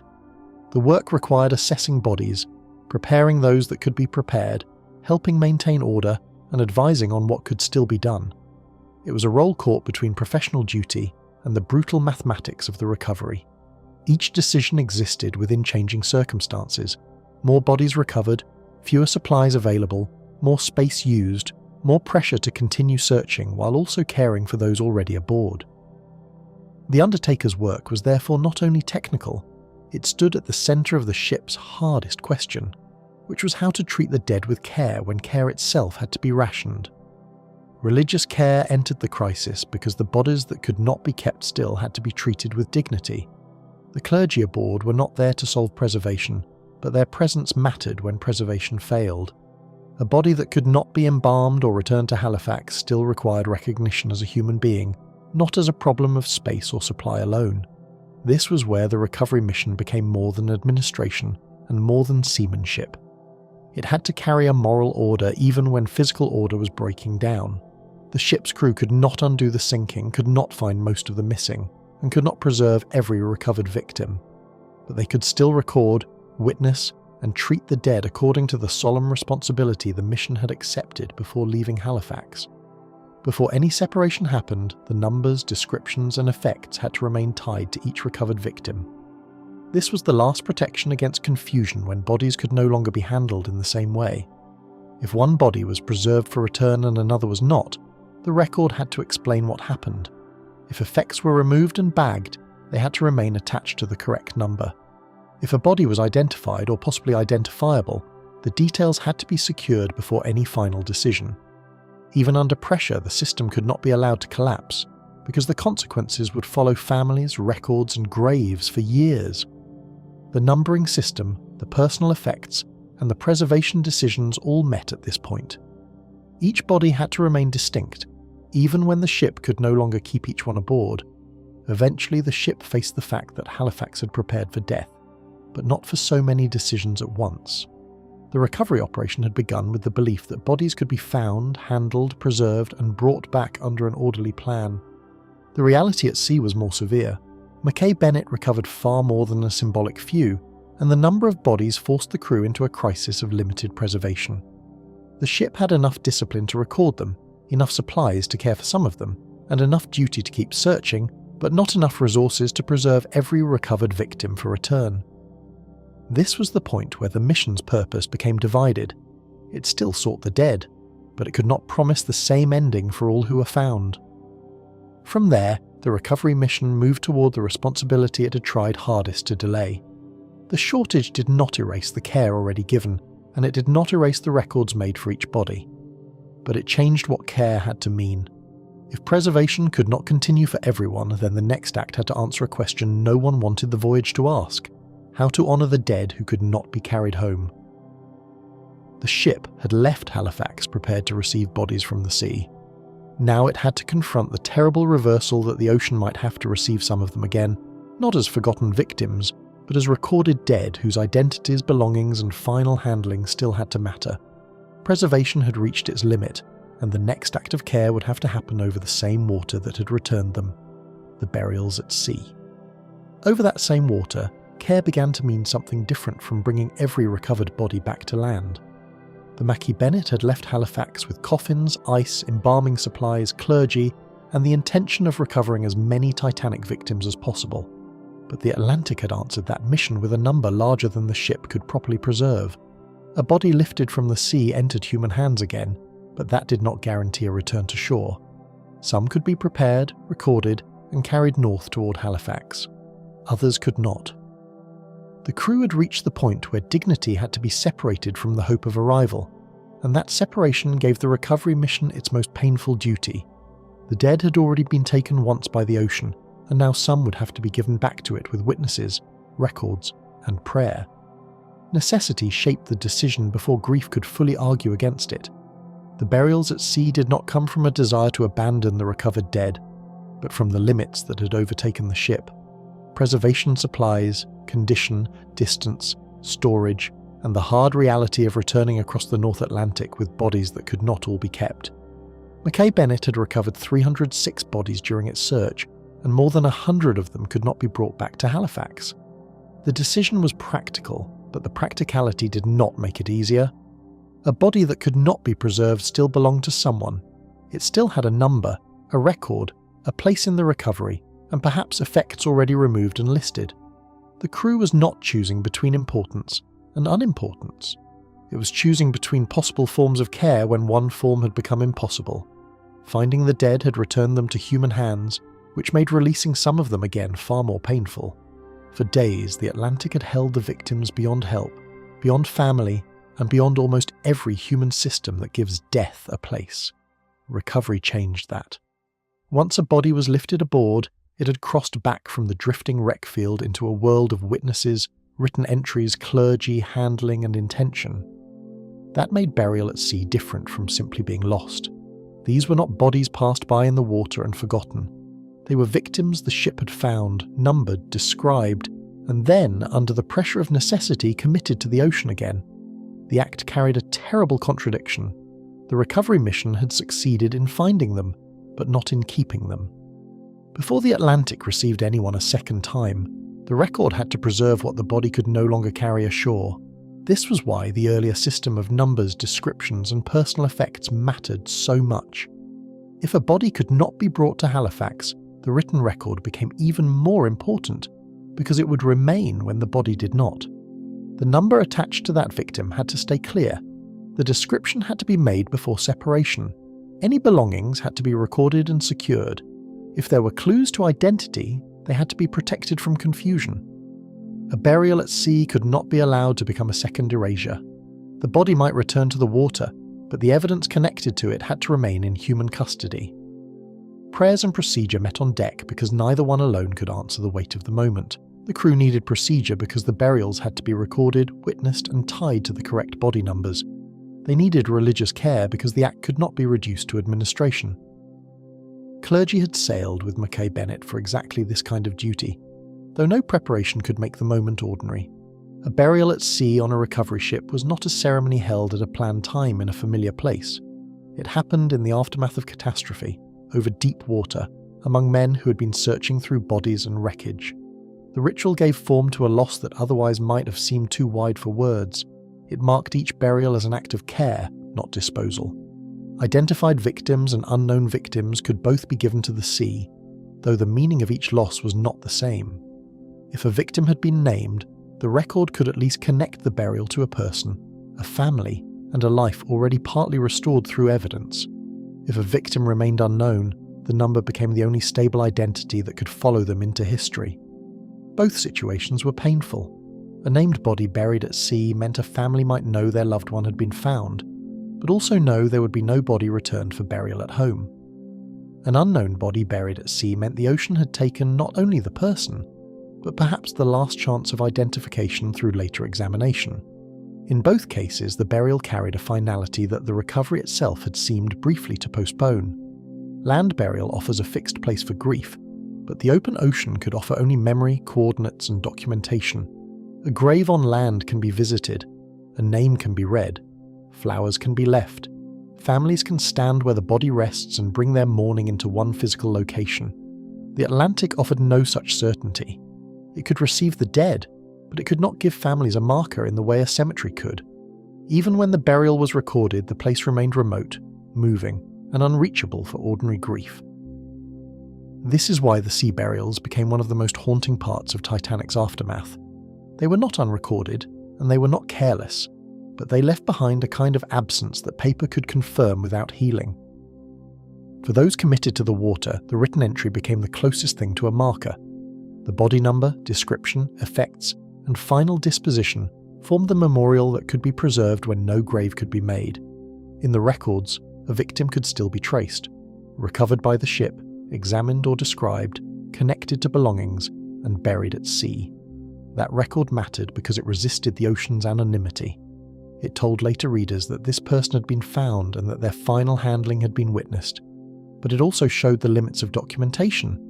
A written entry could state what happened, but it could not replace a body brought home, a coffin received by relatives, or a grave with a name above it. The record became proof, and proof became the only place where some of the recovered dead remained.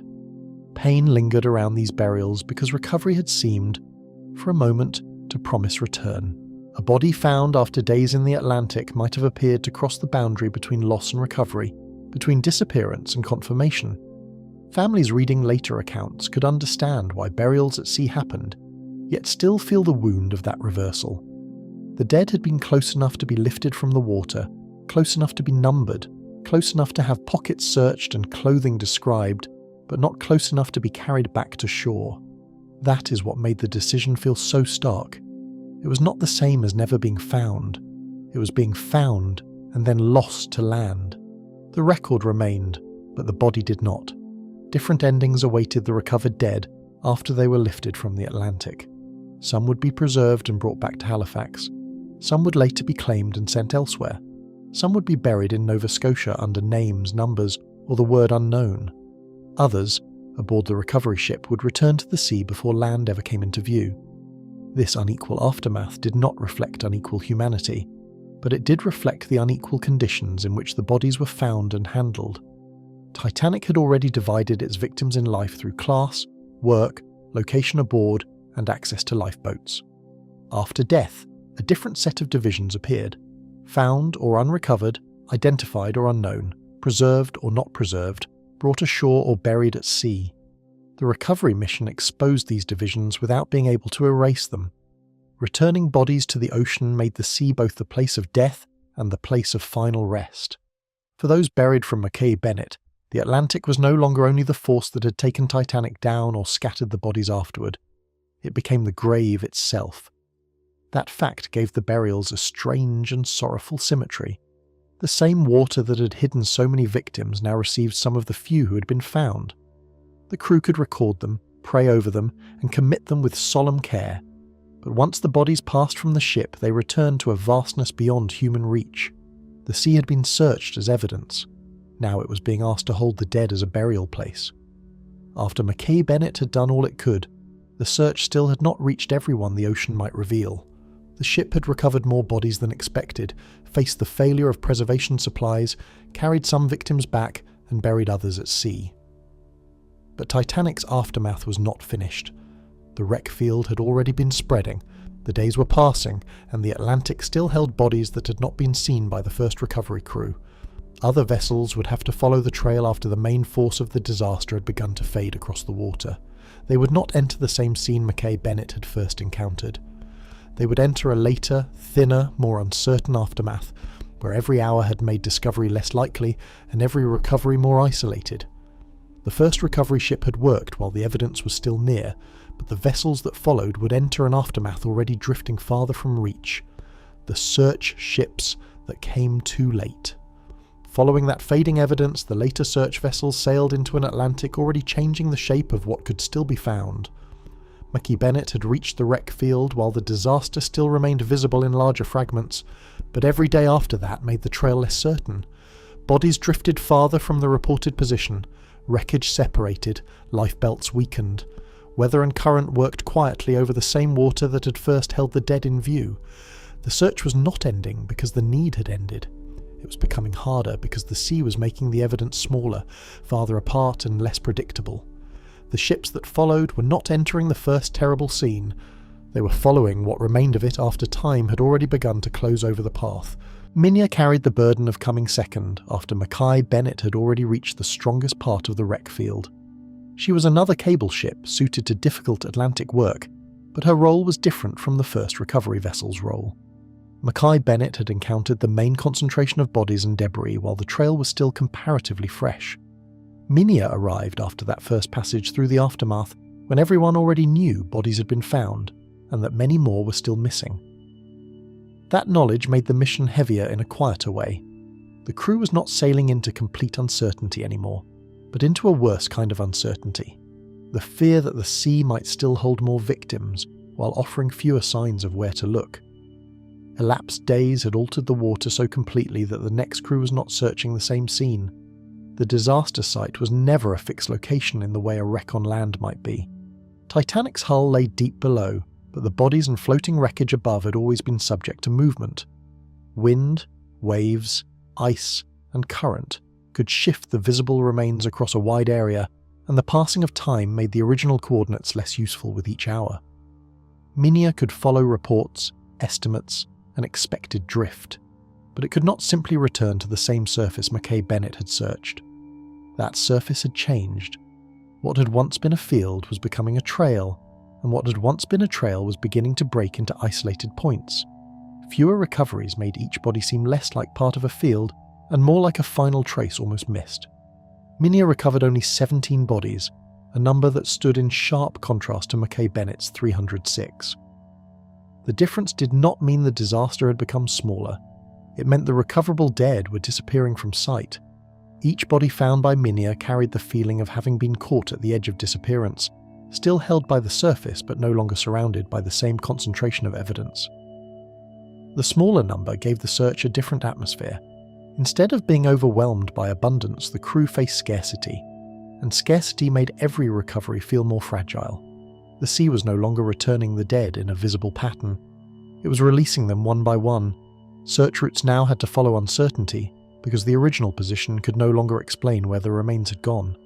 A search vessel could not rely on one point marked on a chart and expect the bodies to remain obedient to it. The ocean had been moving since the moment Titanic sank, and the later ships had to think in terms of drift, distance, and probability. They searched across water that might have carried remains far from the place where the ship disappeared. They had to watch for small signs, not a central wreck. They had to judge where bodies might have travelled, where currents might have taken them, and where floating objects might still remain visible. The work became less like returning to a disaster site, and more like following a vanishing map drawn by the sea itself. Montmagny entered the effort when the trail had thinned into scattered remnants rather than a concentrated aftermath. By the time this government lighthouse supply ship joined the search, the number of recoverable bodies had declined even further. She found only 4 additional bodies, and that small number revealed how rapidly the visible aftermath was fading. The mission still mattered, because each body recovered meant one more victim brought back into record and care. Yet the scale of discovery had changed. The search had moved from the main field of death into its outer edges. What remained was not enough to suggest that large numbers were still waiting at the surface, but enough to show that the Atlantic had not finished giving back everything it would reveal. The work continued in the space between hope and near certainty of loss. Later sightings no longer suggested a single disaster field, but isolated signs appearing across a widening sea. A body found far from the first search area was not only a recovery, it was evidence of how widely the aftermath had spread. Objects from Titanic could drift, separate, sink, or pass beyond the track of any vessel sent to find them. Bodies supported by lifebelts could remain visible for a time, but visibility did not last forever. The more time passed, the less the ocean looked like a place holding a known wreck field, and the more it became an immense surface where evidence might appear anywhere or nowhere. Later reports and searches carried that unease. They suggested that Titanic had not left all of its dead in one recoverable place, but had allowed the Atlantic to distribute them across distances no recovery plan could fully contain. Algerine's recovery carried the quiet weight of an ending because it stood near the last official return from the water. The Newfoundland sealing vessel entered the search after the earlier recovery efforts had already shown how little remained to be found. Its discovery of steward James McGrady became the last body recovered from the Titanic disaster, a final human trace brought back from an ocean that had once held hundreds at the surface. That final recovery did not arrive with the force of the first wreck field. It came as a solitary ending, one more victim found when the search had already become thin and uncertain. In the story of Titanic's bodies, McGrady's recovery matters because it shows how long the aftermath lingered, but also how close the search had come to silence. One final body could not close the story because it only revealed how many others had passed beyond recovery.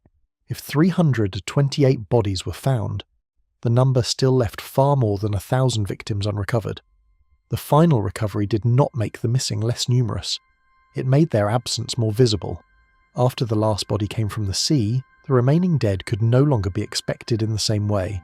They belonged to the depths, the wreck, the currents, or distances no ship had crossed in time. That is why the last recovery carries such a strange meaning. It is not an ending filled with certainty, it is an ending that marks the limit of what the search could do. The ocean gave back one more person, and by doing so showed how many it would not return. Diminishing numbers changed the meaning of the search, turning hope into confirmation that the Atlantic was keeping most of its dead. At first, recovery vessels could still imagine that more bodies might be found if they moved quickly enough, searched widely enough, and followed the drift carefully enough. But as the numbers fell from hundreds to 17, then to 4, then to 1, the meaning shifted. Every smaller recovery confirmed that the visible trail was nearly gone. The search was no longer measuring how many could be found, but how few remained within reach. This decline was not only practical, it was emotional. Families waiting for news could still hope for identification, but the sea was narrowing that hope with every day that passed. Eventually the search reached a practical boundary, where distance, drift, and silence outweighed the chance of finding more. Ships cannot search an ocean forever when the evidence no longer appears in recoverable numbers. The later recovery efforts had shown that bodies could still emerge far from the first field, but also that the search was chasing something the sea had almost finished hiding. There was no visible wreck to circle, no fixed debris line to follow indefinitely, and no way to know how many bodies had already sunk separated from lifebelts or passed beyond the routes of the recovery ships. The boundary was not marked by a wall or a final command from the water. It arrived through absence, through fewer sightings, fewer recoveries, and the growing realization that the Atlantic had become too large for the remaining dead to be found. Meanwhile, the bodies already recovered were moving toward shore, where a different part of the aftermath was waiting. The search at sea had decided only one part of their fate. Those preserved for return still had to be received, unloaded, examined, compared with records, claimed where possible, and prepared for burial or transport. Halifax, which had first sent ships out into the Atlantic, now had to face what those ships were bringing back. The city would no longer be preparing in theory. It would become the place where body numbers, personal effects, names, unknown entries, coffins, officials, undertakers, clergy, and grieving families converged. The ocean had given back only a fraction of Titanic's dead, but that fraction was enough to transform the harbour into the next chamber of the disaster. As the ocean gave back fewer and fewer of the lost, Halifax prepared to receive the dead who had made the journey back. The bodies brought back to Halifax. That return to shore brought no relief, only the beginning of a more public reckoning with what the ocean had spared. For days, Halifax had been preparing for a tragedy it had not seen, but preparation from a distance could not equal the reality of bodies arriving in port. The recovered victims were no longer drifting beyond the horizon, held in the cold uncertainty of the Atlantic. They were coming into a city of docks, streets, records, officials, undertakers, clergy, and witnesses.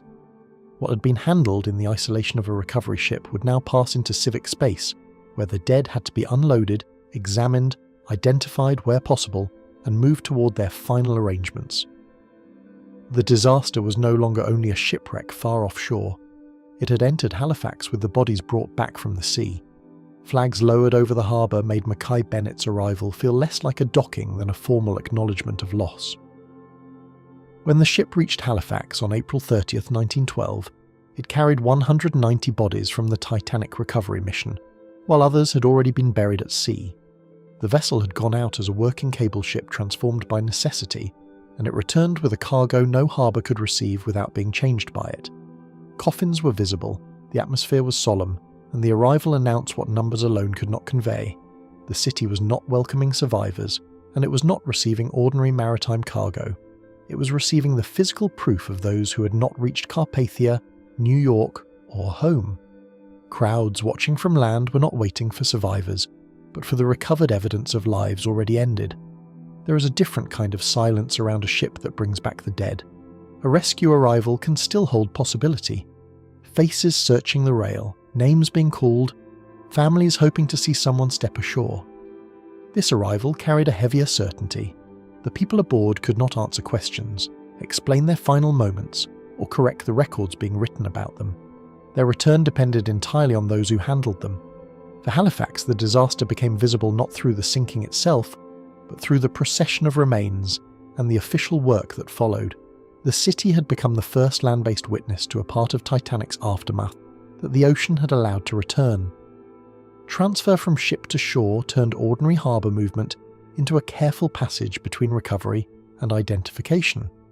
Bodies had to be removed from the vessel with order, because the systems created at sea could not break down once they reached land. The body numbers, personal effects, descriptions and records needed to remain connected through every stage of handling. A mistake on the dock could undo work done in the Atlantic. A misplaced item, confused coffin, or incomplete note could make identification harder for families already waiting in uncertainty.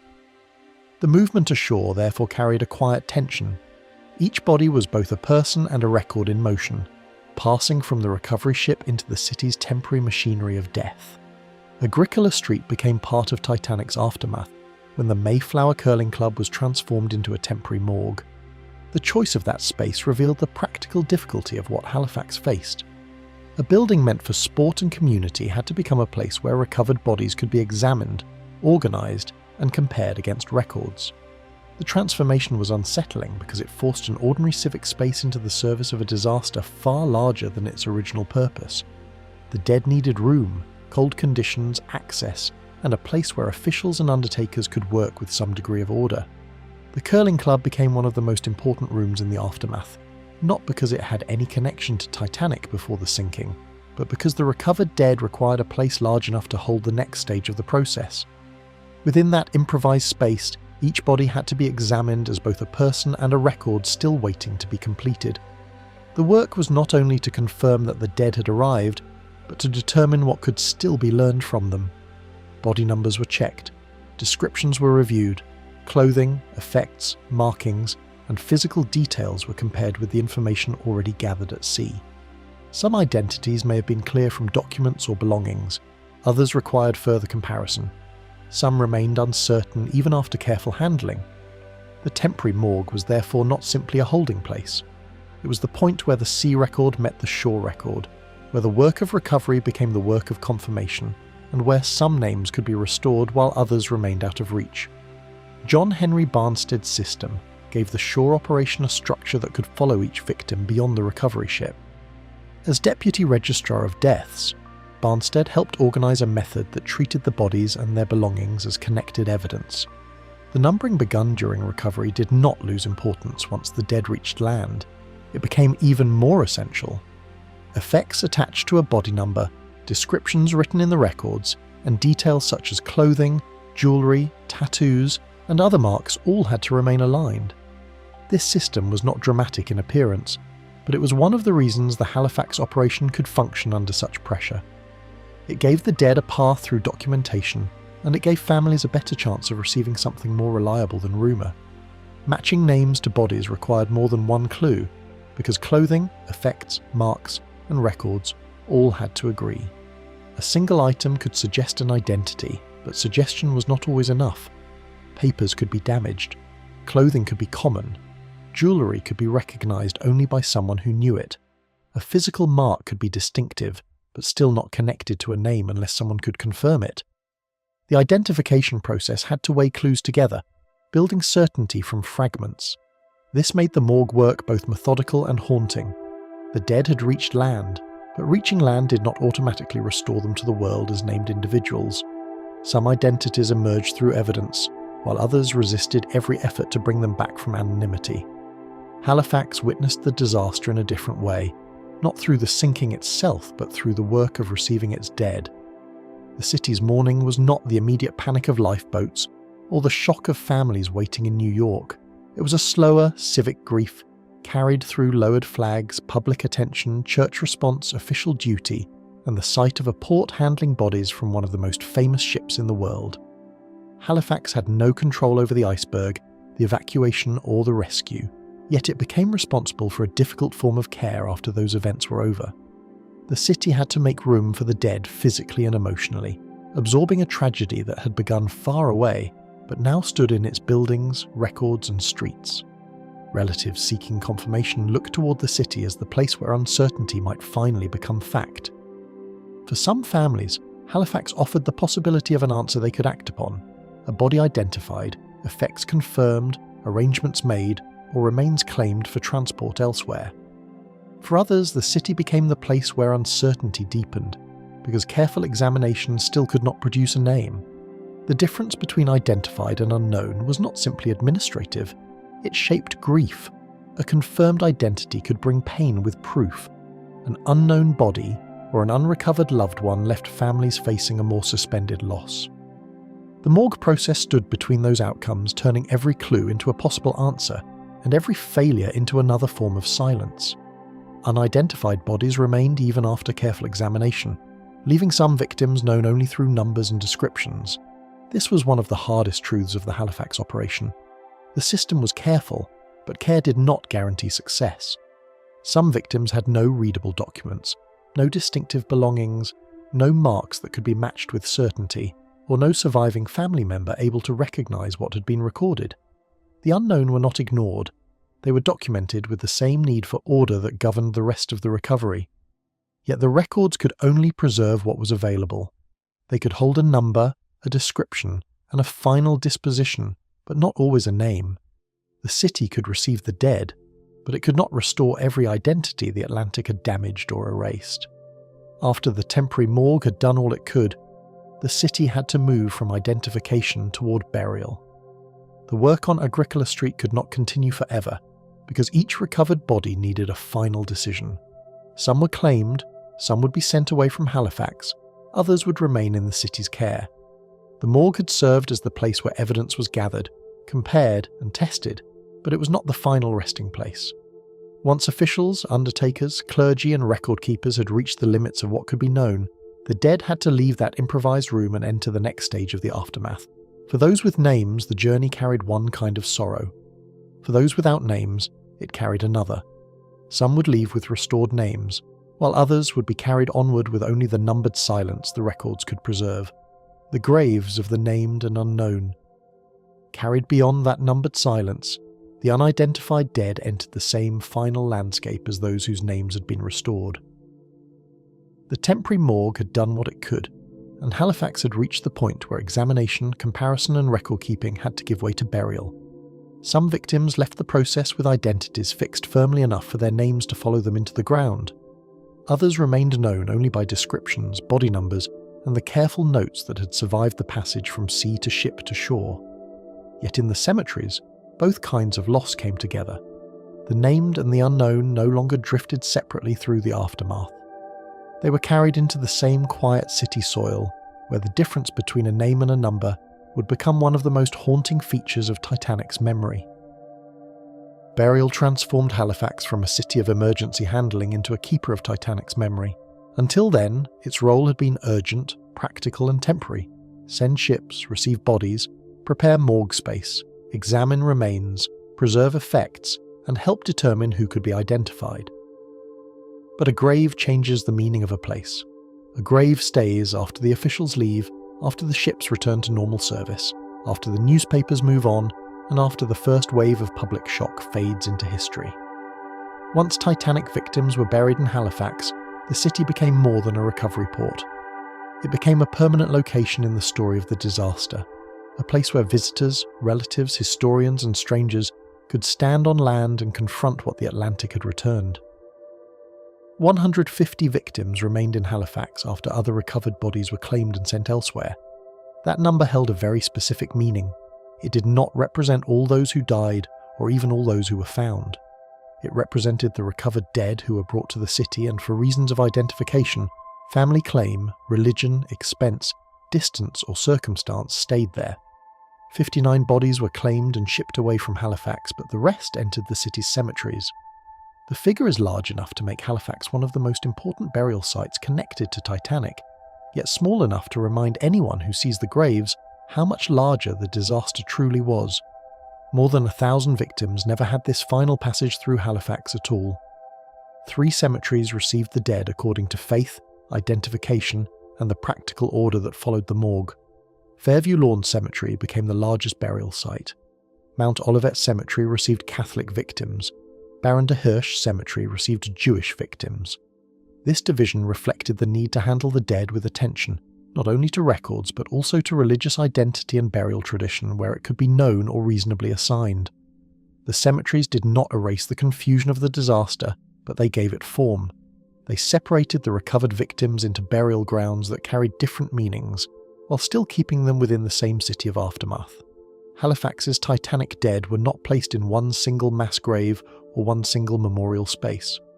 They entered a burial landscape shaped by names, faith, uncertainty, and the limits of what could still be known. Fairview Lawn became the largest visible gathering of Titanic graves, turning one cemetery into a permanent witness.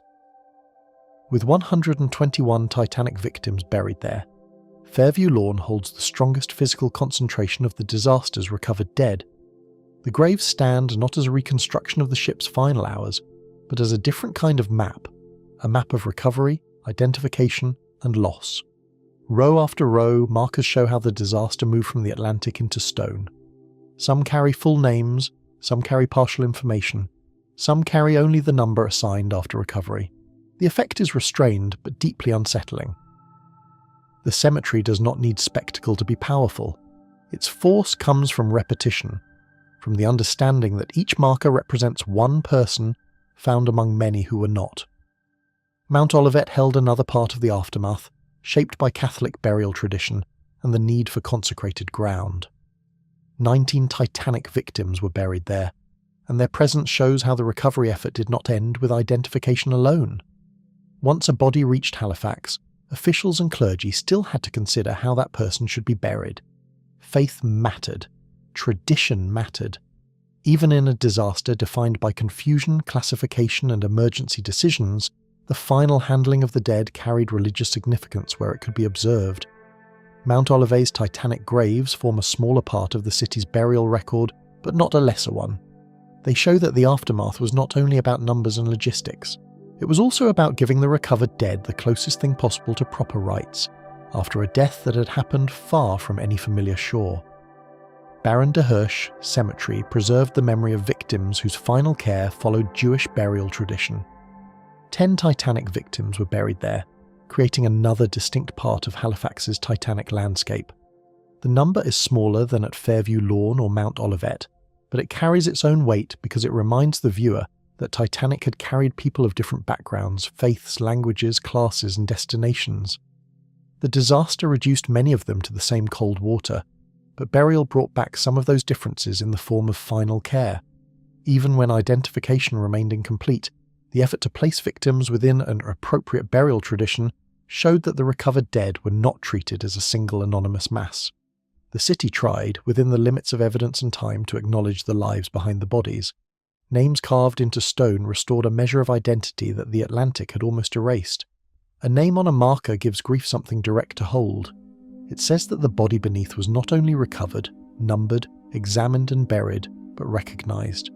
It connects the grave to a passenger list or a crew list, to family memory, to a life that existed before the ship struck ice. For identified victims, the grave marker could carry forward what the sea had threatened to destroy completely, the link between remains and personhood. Yet even a named grave holds a kind of silence. It cannot explain the final minutes. It cannot restore the voyage. It cannot tell what the person saw, feared, or tried to do before entering the water. It gives identity back, but not the life itself. Numbers carved onto markers told a colder story, where recovery had succeeded but identification had stopped short. A body number on a grave means someone was found, handled, documented and buried, but never fully restored to a name. It marks the boundary between care and uncertainty. The victim was not lost in the same way as those never recovered, yet something essential remained missing. The number preserved order, but it also exposed failure. The failure of documents to survive, of objects to identify, of physical marks to connect with memory, of relatives to recognise enough from a distance. A numbered grave can feel more mysterious than an empty memorial, because it contains a real recovered person whose identity remained just beyond reach. The body is present, but the name is absent. Unknown did not mean forgotten, because even nameless graves still belong to recorded victims. The word unknown can make a grave seem empty of history, but in Halifax, many unknown Titanic victims still had body numbers, descriptions, effects, and documented paths through the recovery process. They were not simply symbols. They were individuals whose identities could not be confirmed with the evidence available. That distinction matters. A nameless marker did not mean no one cared enough to know. It meant the recovery system had reached the limit of what could be proven. The unknown graves therefore carry a quiet tension. They are both specific and incomplete, both human and unresolved. They stand as proof that the city preserved what it could, even when it could not restore everything. Through those burials, Halifax became more than a recovery port. It became a guardian of Titanic's dead.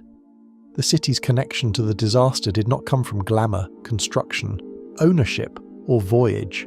It came from the aftermath's hardest work. Halifax sent ships to search the ocean, received the bodies, recorded the effects, examined the remains, and then gave final resting places to those who stayed. That role made the city part of Titanic's memory in a way that outlasted the recovery mission itself. Long after the temporary morgue returned to ordinary life and the ships moved on, the graves remained. They turned Halifax into a place where the question of what happened to the bodies could be answered not only through records, but through stone. Claimed bodies followed a different path, leaving the city that had received them for families waiting elsewhere. Not every recovered victim remained in Halifax soil, and that difference matters because burial was never only a matter of where a body happened to arrive. Some families wanted the dead returned home. Some had the means, connections, or arrangements necessary to claim and transport them. Some identified victims carried names that made return possible in a way unknown victims could not. The bodies shipped away from Halifax belonged to another part of the aftermath, one defined by distance, family decision, and the desire to place the dead in familiar ground. Their departure did not lessen Halifax's role. It showed that the city was both a resting place and a passage point. For certain families, final rest could not happen in Nova Scotia, while home still waited across the distance. A grave in Halifax could be dignified, carefully marked, and historically important, but for a family it might still be far from the place where mourning felt complete. Returning a body home meant restoring the dead to a community, a family plot, a familiar cemetery, or a country connected to the life that had been interrupted. It also meant continuing the journey after recovery, after the morgue, after identification, and after the city had done its part. The bodies that left Halifax carried the disaster into other towns and burial grounds, spreading Titanic's aftermath beyond the cemeteries most closely associated with the recovery. For them, Halifax was not the end, but the last threshold before home. Beyond the rows that stayed in Halifax, other coffins began a quieter journey toward familiar ground. The bodies returned home. Across those quieter journeys, some families still needed the recovered dead to cross one more distance before mourning could settle. Halifax had received the bodies, examined them, recorded them, buried many of them, and preserved their place in the Titanic aftermath. But the city could not be the final answer for everyone.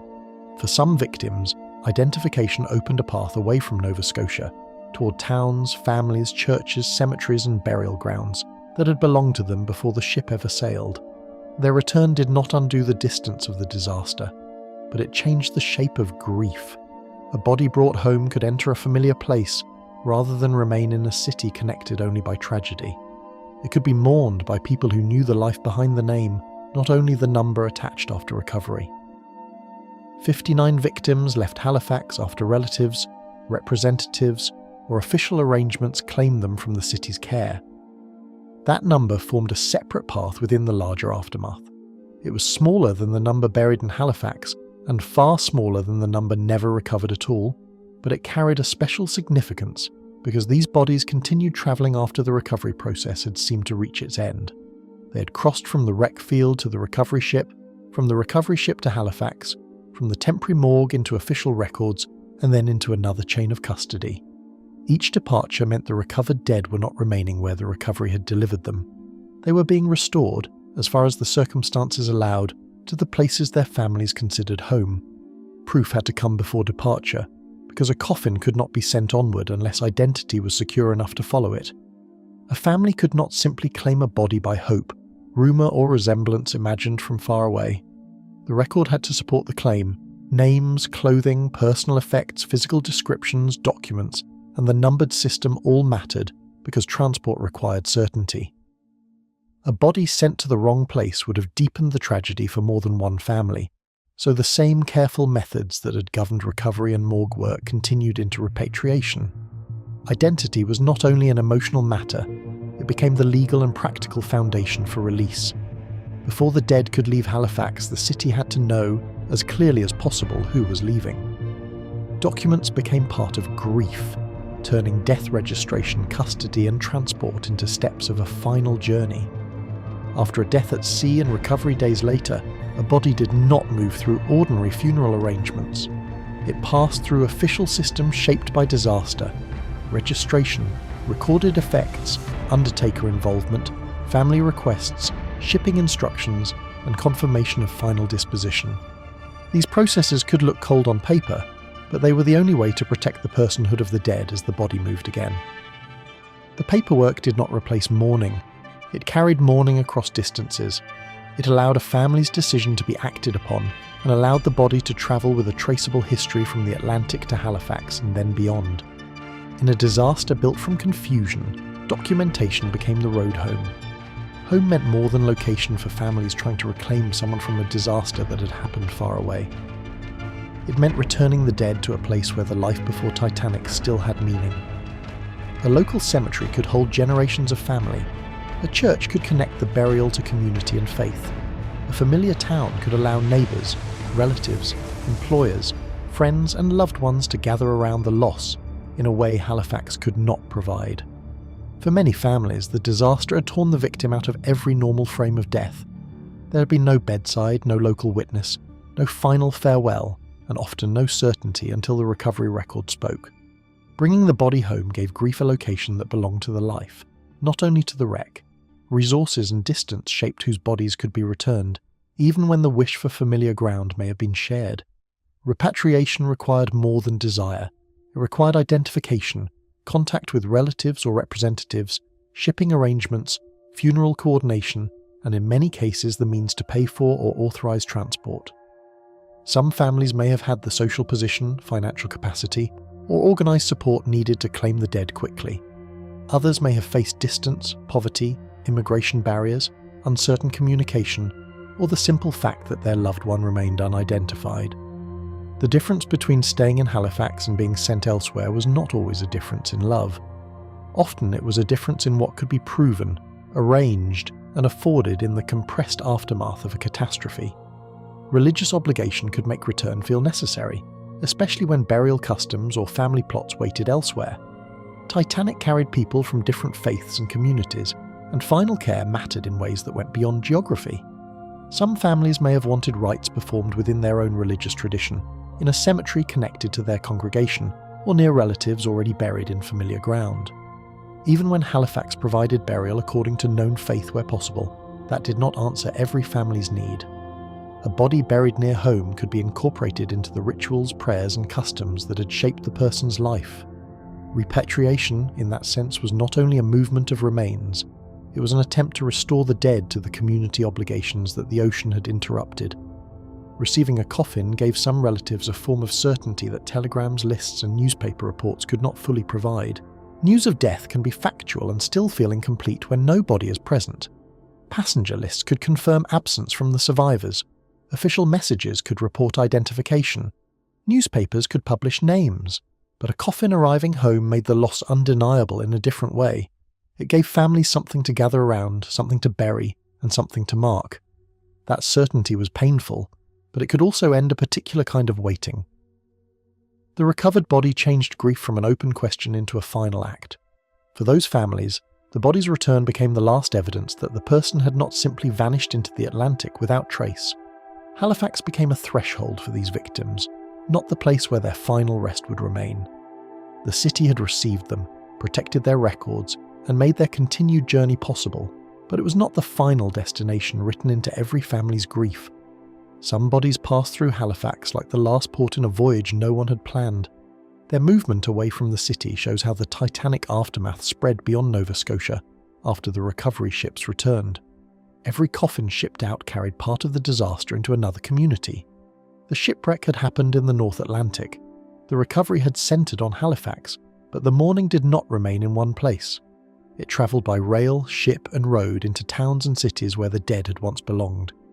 Departures from the city revealed the painful divide between the claimed, the unclaimed, the identified, and the unknown. A body with a secure identity could be requested. A body with family able to act could be moved. A body without a name, or without anyone who could claim it in time, remained in Halifax's care. This division did not measure the worth of the dead, but it shaped their final paths. Some families received remains and arranged burial close to home. Others received only records, effects, or the knowledge that a loved one had been buried far away. Still others received no body at all, because the sea had never returned one. The aftermath therefore created several kinds of absence, each with its own pain. Repatriation answered one family's need for return, but it could not answer the larger absence left by the unrecovered dead. The 59 bodies shipped away from Halifax represented successful recovery, identification, claim, and transport, but they also stood against the enormous number for whom none of those steps could happen. Most Titanic victims were never brought to Halifax, never examined in the temporary morgue, never placed in a coffin for transport, and never returned to any family cemetery. Their families had to mourn without the physical certainty that repatriation gave to others. This contrast is what makes the returned bodies so meaningful and so haunting. They show what was possible for some, while revealing how impossible it remained for most. After the claimed bodies moved away from Halifax, the story turned back toward those who never reached any shore at all. The recovered dead had followed different routes, some to Halifax cemeteries, some to burial at sea, some to home communities beyond Nova Scotia. But the largest group had no route left to follow. They were not in the records as recovered bodies. They were not in the morgue. They were not among the graves that could be visited or the coffins that could be claimed. They remained with the ship, the depths, the currents, or the open Atlantic itself.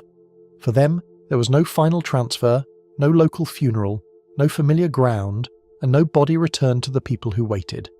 The coffins that travelled home gave some families a place to mourn, while far below and across the open sea, most of the dead remained beyond every road back, the bodies still with the Titanic.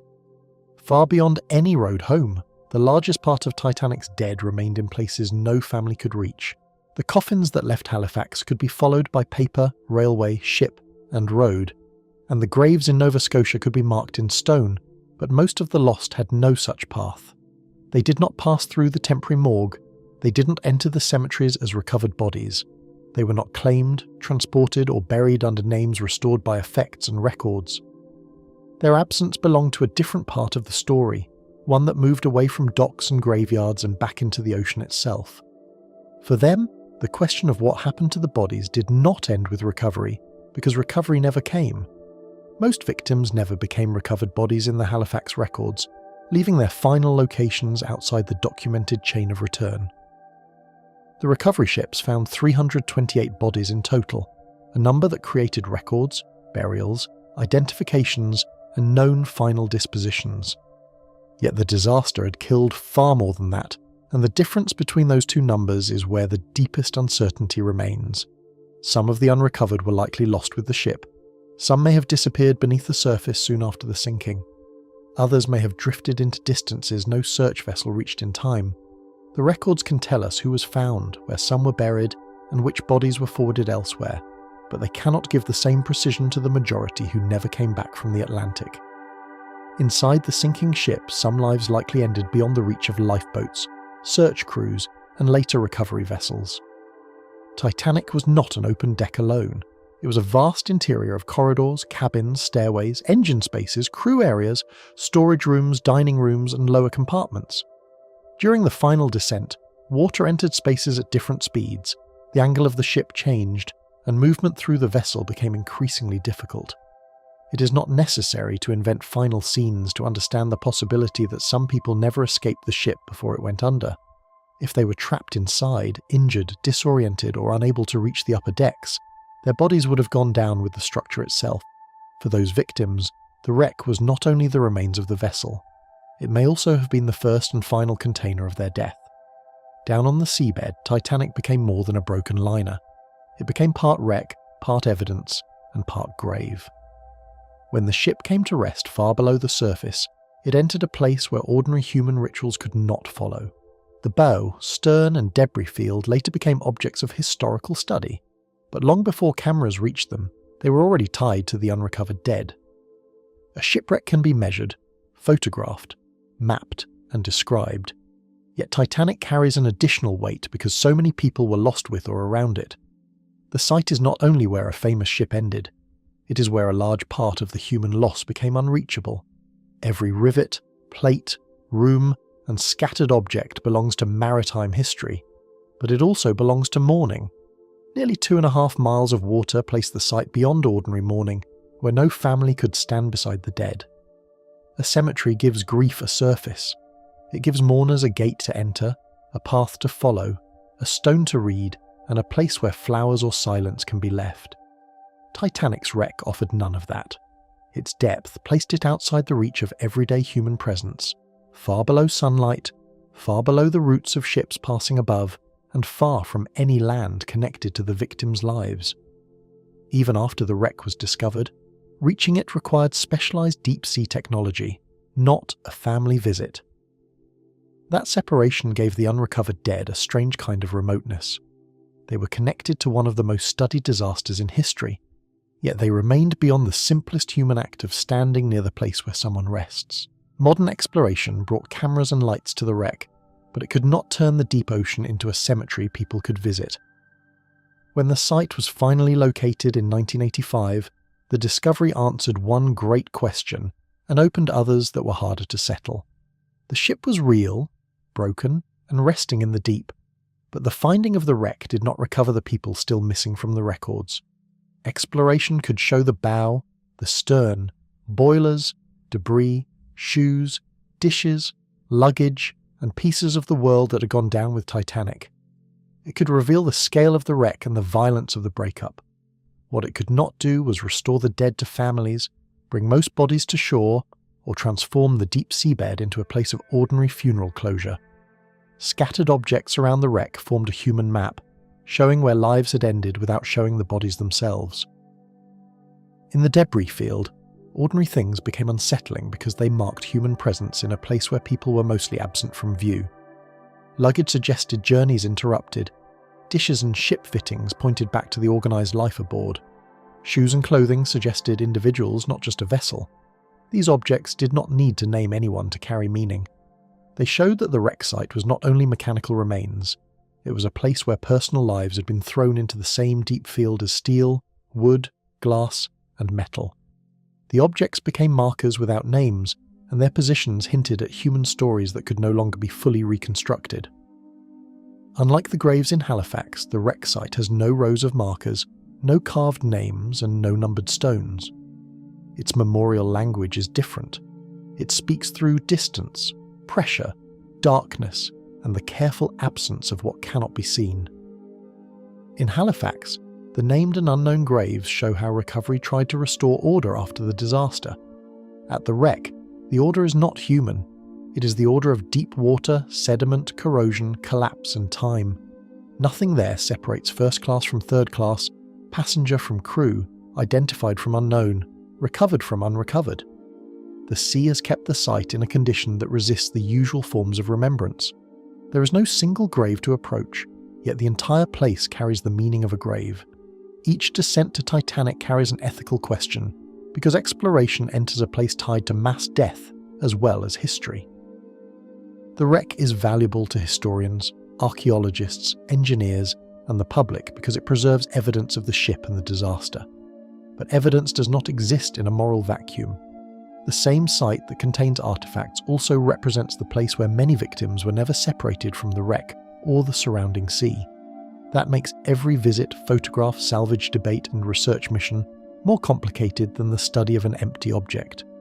Titanic is not only a technological failure to be examined, it is also a place where families lost people whose bodies never returned.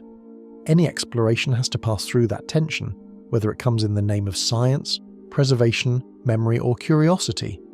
Artifacts can be lifted from the seabed, but the human loss attached to them cannot be raised in the same way. A plate can be recovered, conserved, displayed, and labelled. A piece of the ship can be studied for corrosion, design, or construction. A personal object can be treated as evidence of the passengers and crew. But once an artifact is separated from the wreck site, it carries a question with it. Whether removing it helps preserve memory or disturbs a place that should remain intact. This is why Titanic's wreck has often been discussed not merely as a salvage site, but as a memorial. The objects are not neutral. They lie among the remains of a disaster in which the majority of the dead never received the kind of recovery, burial, and family return that earlier chapters followed. Titanic remains an archive of the disaster and a memorial to the people the Atlantic never returned. As an archive, it holds physical information no document can fully replace: the broken ship, the spread of debris, the conditions of the seabed, and the material evidence of what happened after the sinking. As a memorial, it holds something less visible but just as important: the unresolved presence of the missing dead. Those two meanings cannot easily be separated. To study the wreck is to study a historic site, but also to approach the place where many victims' final trace may have remained. To protect the wreck is to protect evidence, but also to respect a grave that has no walls, no headstones, and no clear boundary except the shadow of the disaster itself. Perhaps the most unsettling part is that the dead remain present in meaning while almost absent from sight. The recovery ships found only a fraction of those who died, and the wreck site later revealed a world of objects rather than visible human remains. That absence can make the site feel less like a grave at first, but the opposite is true. The lack of bodies does not remove the human presence.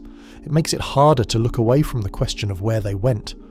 Titanic still holds the memory of people who were never lifted from the water, never brought to Halifax, never identified through effects, and never buried where families could visit. Their presence survives through the ship, the debris, the records of those not recovered, and the silence around the objects left behind. The Atlantic returned some of Titanic's dead to names, graves and families, but kept most of them in a silence no search ever fully broke.